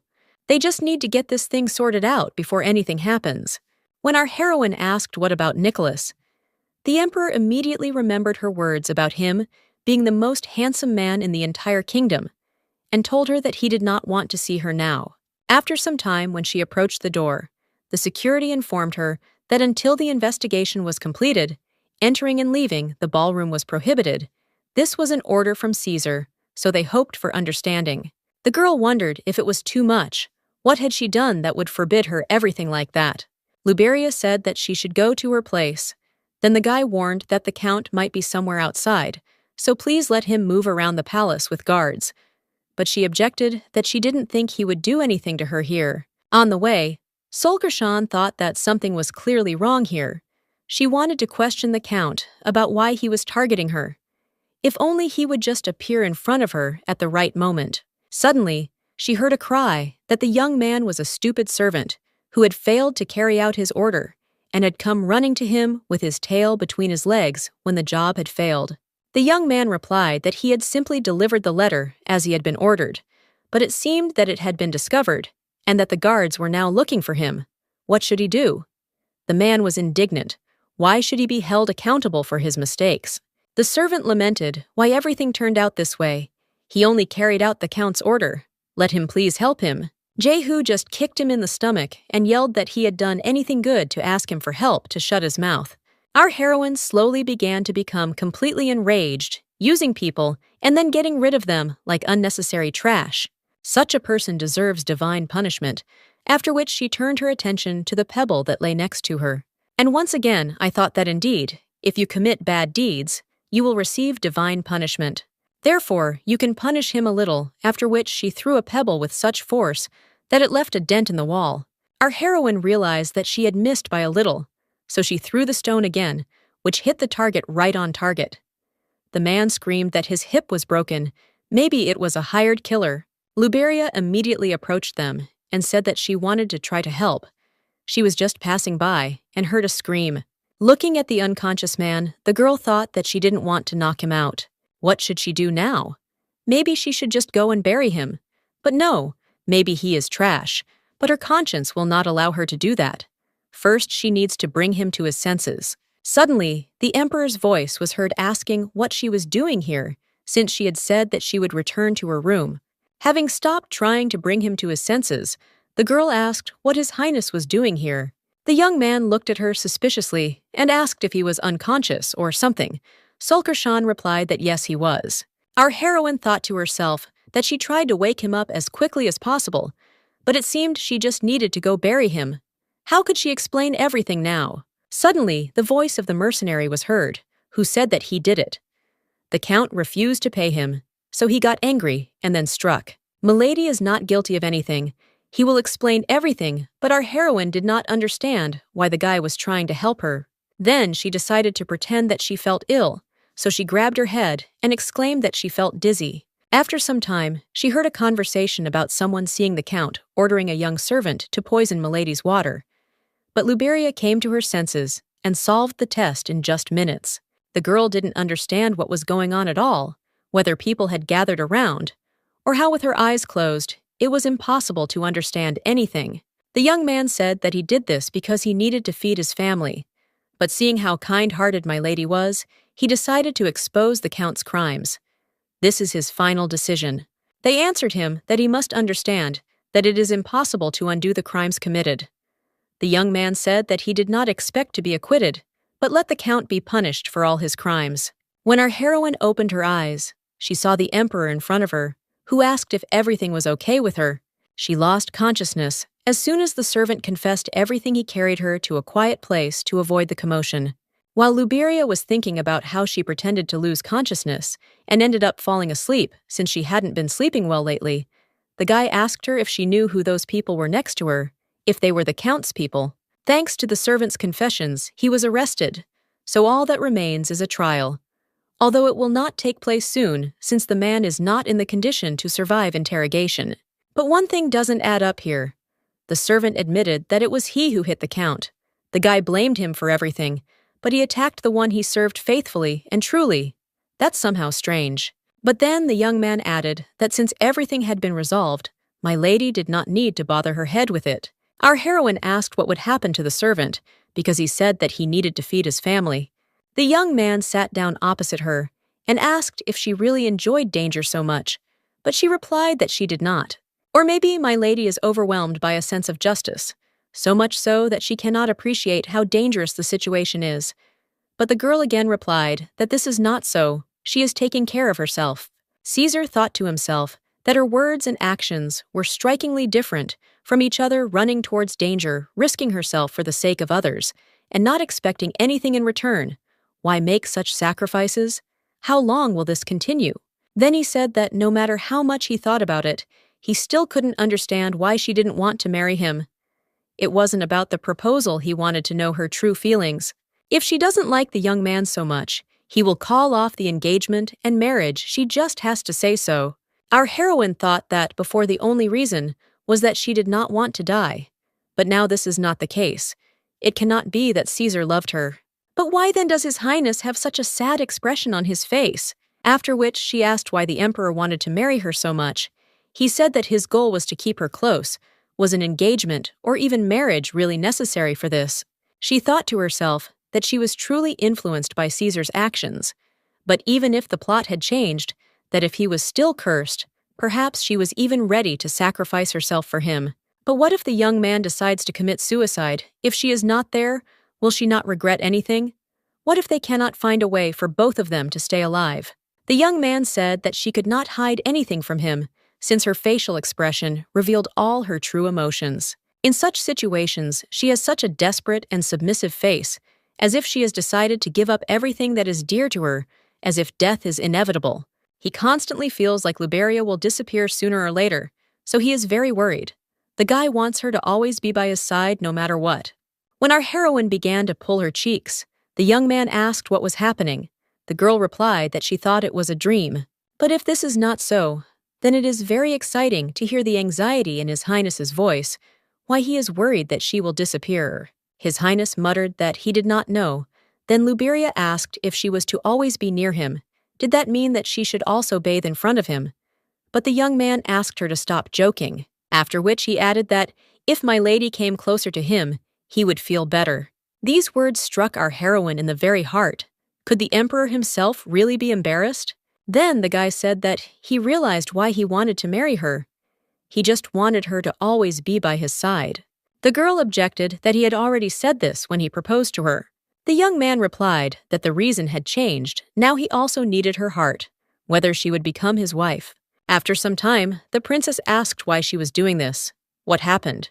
When she added that it might be because of yesterday, our heroine immediately exclaimed what Armoria meant by yesterday. The girl explained that, as they thought the culprit was that man. Yesterday, the count's servant confessed to everything, but the man is now in a terrible state. Luberia replied that she had heard about it, but she thought to herself that she had committed the beating in another country, and if she was caught, that would be the end of her. The princess added that she thought it was difficult for the servant to do this, and whether it was by chance Solkershan started muttering that she bumped into him by accident. They almost died because of him, so she thinks that such people deserve punishment. She didn't do it on purpose. It just happened that way. Armeria replied that she did not blame her. The girl had risked everything, no matter what it cost her. Anyone would only praise her. Our heroine replied that there was no need to praise her. She just had a habit of getting angry. Thanks to the servant's confession, there was an official basis for searching the palace, and they found poisonous plants, as Luberia suspected it was a sleeping pill that was mixed with water. When asked how she felt after fainting in the garden, our heroine admitted that it was actually a performance for the emperor, with whom she was there. When the princess asked to clarify what was wrong with the emperor, Luberia did not know what to answer. Then the princess asked if they couldn't discuss it, because she believed that now they were like sisters and could share secrets. Perhaps something awkward happened between them, which is why it is difficult for her to talk about it. After thinking for a bit, our heroine replied that she had received recognition from His Majesty yesterday. Caesar proposed to her, as she said earlier. Their engagement was forced upon them, but now he wants to win her heart. Armeria suddenly exclaimed that this was simply shameless. The emperor initially considered her as a political tool, and now he was trying to win her heart. A girl shouldn't give in so easily. She can't show that she likes it, and that she will calmly accept his feelings. Now is the time to pretend that this is not the case. Our heroine was delighted that the princess was now teaching her feminine wisdom. Armeria continued that, in relationships between a man and a woman, you need to take the initiative. It's the old story that the person who confessed first loses. Luberia is very naive. She has to pretend that she likes it, but at the same time she hates it. Sulkashan didn't understand, since when she became the god of love. The princess then asked if she did not want to see the emperor, courting her an image that prayed to win her heart. Our heroine immediately imagined a picture in her head of Caesar, asking her to tell him how he could get her. But he was completely different from the character in the book, although it might work. This was indeed good advice, so the girl could not even hide her smile, and replied that she would definitely try it when they returned back to Skadi. The princess immediately became sad and said that of course they were going back to the kingdom soon, so thank you for spending time with her. Luberia replied that she was grateful to her for everything, that she should take care of herself, and that she hoped that she would have a child like her. Then the girls decided to hug each other for the last time, since it was unclear when they would see each other again. Armeria thanked her again, because only thanks to her, she would be able to live and take care of her child. Even if he says words of gratitude 1,000 times, it will still not be enough, because she will never forget her help. On the way home, the girl thought that when she first came here, she didn't even imagine that so much would happen if you think about it, who in the end became Della. Suddenly, the maid announced that they had arrived. It was a pleasure to be on the road with her, although she thought that Luberia would go with the emperor. Solkarshan replied that she simply wanted to go with her, after which our heroine noted that it was somehow too noisy on the street, and there were a lot of people around what was going on in general. The maid asked if she didn't know that everyone was actually so happy, because this year our heroine became Della. The Duke is also trying to ensure that Cindy's father, who set her up, is punished. There was a lot of noise last night about the assassination attempt on Princess Serena. Did Luberia hear that the servant's confession served as indisputable evidence, which led to his arrest? And the reason for the confession was that he was touched by the kindness of the young lady. Therefore, the judges unanimously awarded the title Della to the girl who saved the royal family of Serena. Our heroine noted to herself that in addition to the bizarre epithets such as Golden Fairy and Princess Skadi, Della would now also be added, and she was not sure that she could play the leading female role. When the maid said that there would be a party in honor of her victory, our heroine replied that she hated them. Marilda said not to say that, because the emperor was organizing it especially for her. The girl mentally asked her for forgiveness, because she was avoiding His Highness. A week has passed since then. The maids dressed Luberia and said that everything was ready. All this time there was no reaction at all. Every time he talks about wanting to win someone's heart, then he should act, but like Armeria said, she needs to take the next step herself. She had originally planned to keep her distance during the carriage ride and bide her time this week. The maid said that it was time to go to the banquet. The girl thought to herself that she still had plenty of time. She would just start making small hints at the party. When they arrived at the celebration, the father said that Caesar had tried very hard to decorate this banquet. Previously, he had not been interested in such things at all. It's amazing how much the young man changed after meeting his daughter. Looking around, our heroine noted to herself that everything was decorated with sapphires and other precious stones. Now it is clear who the emperor cares about, but you need to control your facial expressions. When she told the Duke that she wanted to leave, he was indignant that she was really going to leave him alone since she did not want to separate. Solkarshan thought to herself that she was no longer 7 years old. He was too protective of her. Nevertheless, she was pleased with it because for the first time she was receiving such love. Suddenly, a knight approached her and greeted her. The girl said that today she again felt a distance between them. Ranslot replied that there were some reasons for this. When some guy approached him, the guy introduced him to our heroine and said that he had recently joined their squad. The young man replied that he really wanted to meet her. He was a knight apprentice of the Royal Knights, and his name was Gregory Cepelin. After Luberia asked who was standing next to him, the young man introduced himself and said that his name was Andrew Baldy. He is the youngest vice-captain of the Royal Knights. Despite his status as a student and his young age, he was eager to fight, took the initiative, and boldly defeated enemies, which is how he made a name for himself. Blue Morning Star, Skadi. Thanks to his outstanding abilities, he became one of Caesar's confidants, but he looks younger than she imagined. Ranslot said that these two will soon be taking the exam for the title of Royal Knight among all the students.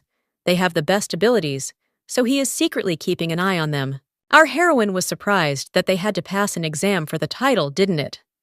Automatically count after the conquest in the novel? Then it dawned on her that since the war had not yet begun, they could not do this yet. One of them asked why she had come without the emperor's escort. Luberia noted to herself, what an unexpected question. Who would have thought that Caesar's sudden business trip would cause so much work to accumulate? So she replied that he had urgent matters. Suddenly, Andrew said that he left his bride alone at the ball. A guy would never do that, after which he asked if she would do him the honor of dancing with him. The other two were taken aback by such impudence that he allowed himself to be with the emperor's bride. Our heroine laughed and asked for forgiveness for this, since this is the first time she has been invited to dance. In this way, he is very brave because of Caesar. No one usually invites her. The young man said that there seems to be no law that prohibits inviting a woman who has a fiancé. Solkershan noted to herself that she was a little worried about Aiden, but it would be a shame to leave the banquet where she is the main character and not dance at least once. Therefore, she agreed, but said that they might have problems if the emperor found out about it. During the dance, the girl noted that he was very nervous, but nevertheless very attentive. If you think about it, she didn't get to enjoy the evening in the East either, because she was busy solving the case. But this was a chance to dance with Caesar, after which she decided that she did not need to think about him again. She needed to concentrate on this dance. At the end, the guy bowed and thanked her for giving him unforgettable memories. The girl replied that she thanked him too, since she had a great time. Suddenly, the young man asked hesitantly if he could meet her again. Our heroine replied that of course they would definitely meet again, but she thought to herself that this was just an ordinary phrase. Some time later, returning to his room, Luberia thought that no matter how busy he was, he should have attended the ball at least for a minute. Then she couldn't stand it any longer and screamed out loud that this was all very unfair. Suddenly, the voice of the emperor was heard asking what exactly was unfair. As she asked, he entered after knocking. Objecting that she had not heard anything at all, the girl added that he had said that he would not come to the party because of work. So why did he come here? Caesar explained that he had returned too late.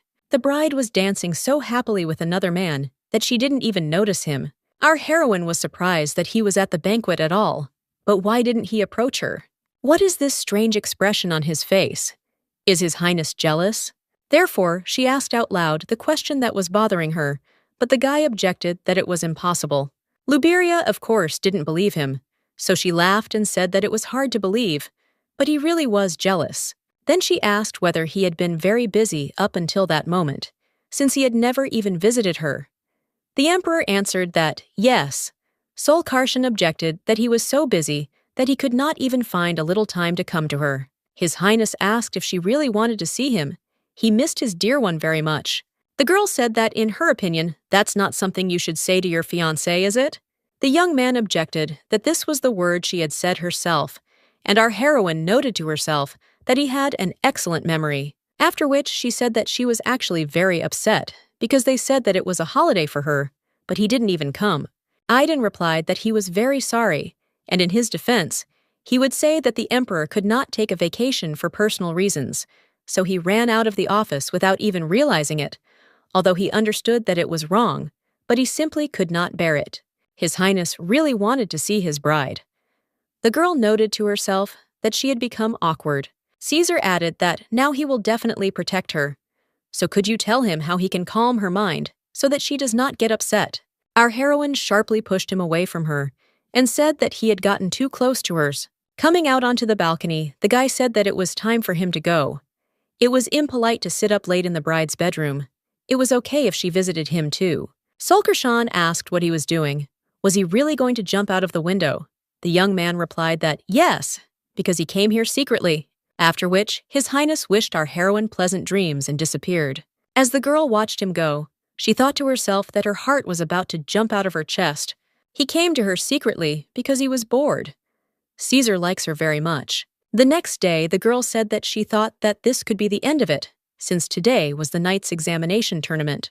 Sitting on the podium, Luberia noted that it hadn't started yet, but quite a lot of people had gathered. And these are apparently the student knights who are about to take the exam. They all have such a serious expression on their faces that she is even a little nervous. Suddenly, she heard one of the men saying that he had been assessed too generously, but in his opinion, the guy was still too young. Even if he could advance, it would only be to the initial stage. The other replied that it was obvious that he would be the winner, but the interlocutor only laughed and said that the young man was just a useless boy. The girl was outraged by this. They try so hard and worry so much that she simply cannot stand it. So she asked, "What is going on? Here are they really betting on potential knights?" The men immediately exclaimed that this was just a misunderstanding, a common prank. But Luberia asked if they could prove it, and if not, she wanted to take part in the bet. The main winner will be Andrew Baldy. She is betting her 3 months' salary on him. The men said that his family lives in the province. They say that their territory is small and is currently experiencing financial difficulties. How could a child from such a family normally learn fencing? When asked if she was okay with this, the girl replied that it was a woman's intuition, but she noted to herself that Ranslot said that he was watching them without their knowledge. The boys couldn't believe that an ordinary village boy had won the heart of their fairy. It was just hard to admit. Others said that Andrew was a very brave man. If it were him, he would never have invited the emperor's bride to dance. He simply could not do it because of moral principles. This young man is clearly very dangerous, so we need to take a very close look at him. The girl noted to herself that the knight's exam was usually conducted by Ranslot, but His Majesty said that he would personally review this exam. Was he really trying to deal with a guy who was targeting Luberia? Then she realized that these were very stupid thoughts. The emperor could not be so zealous. Meanwhile, Caesar was just bursting with anger, and he asked if the guy would also participate. I thought to myself how this young man even dared to invite his fiancée to dance. He danced with her without any fear at all, and even received her sweet support, even if he fails, and returns with his shoulders drooping. Meanwhile, the man noted to himself that something was clearly wrong here. Should an ordinary village boy have such a look? After this, it was announced that sparring could begin, so the young men got down to business. Observing Caesar's reaction, Ranslot asked what was going on, as he had always entrusted the examination for the selection of the king's knights entirely to him. The emperor reluctantly came to the knighting ceremony, asking why he needed it. But Idaean objected that this was not so. "It seems the knight was mistaken," the boy exclaimed. "Was he not abusing his power too much?" The emperor said that as the exam approached, a rough selection of successful candidates would be made towards the end. The young man replied that yes, there were a couple of good ones this time. These are the sons of Viscount Chepelin and a young man named Andrew, son of Baron Baldy. They were good guys, so he brought them here. It seemed to him that they were doing well, and he was right because they have talent. These guys are talented. They are still young, so he expects even more from them. The knight thought to himself that their dance was somehow strange, so he reported the incident at the ball for no reason. After which he added that, if you think about it, Solkershan also came to this exam, which infuriated the emperor. Caesar hissed that he believed that the knight's training had become much weaker than before. Ranslot replied that His Majesty himself had stated that the bride's training should be adapted to her physical strength. Does he really want to go back on his words? Let him just look at everything objectively. Andrew will be able to grow even more fencing physical strength and even improvisation. Everything is perfect. His Highness replied that at best it was simply a matter of time. The knight also stated that the emperor was behaving this way because of what happened on the floor. Caesar hissed. Did he really think so? What should he do in his opinion? Maybe just kill Baldy. The knight muttered that it was a joke. Then he grabbed his head and thought that he was behaving so childishly. The emperor really was different from what he was before. And the reason for his behavior is none other than Luberia Solkarshan. After some time at the training ground of the royal palace, our heroine received her profit. The girl happily announced that she planned to spend the money on a party that would be held in honor of the winner. The guys were taken aback by the fact that she was going to come to the celebration. Noticing their reaction, Luberia asked if it would be okay if she came. The knights did not know what to answer her, because they could not say that the emperor had threatened him. The lecture was about how discipline had become weak. No matter how much they thought about it, Andrew, who won the exam, was to blame for everything, so they answered that it would be better to ask the captain. The girl thought to herself that she thought she had gotten a little closer to the knights, but well, she would have to ask the leader directly. Now that she thinks about it, she feels like he was jealous of the guy she danced with at the ball, so now he keeps saying he's busy and doesn't come to her to ask if she made a mistake. Now the girl will also do whatever she wants if he likes her. Wouldn't it be worth paying attention to her every day? Suddenly, Andrew's voice was heard, saying that he was glad to see her in the background. Ranslot was shouting that he had told him that he was not allowed to approach her. Our heroine replied that it was of course late, but she congratulated him on passing the exam. Then she asked the captain if she could attend today's party. The guy wondered if the emperor would even allow this. Therefore, he replied that it would be better to ask Caesar about this. The girl objected that she was also a member of the Order of Knights, so surely this was not taken into account. Then something dawned on her, and she asked to clarify whether His Highness had forbidden it. Ranslot immediately objected that this was not so. But Luberia didn't believe him, so she said that she knew she hadn't fit in well with the knights. They probably felt uncomfortable. Then she shouldn't attend such a public event, since she doesn't deserve it. The guy immediately exclaimed that this is not so, the girl can attend it. When the captain left, our heroine asked if she could give him some advice.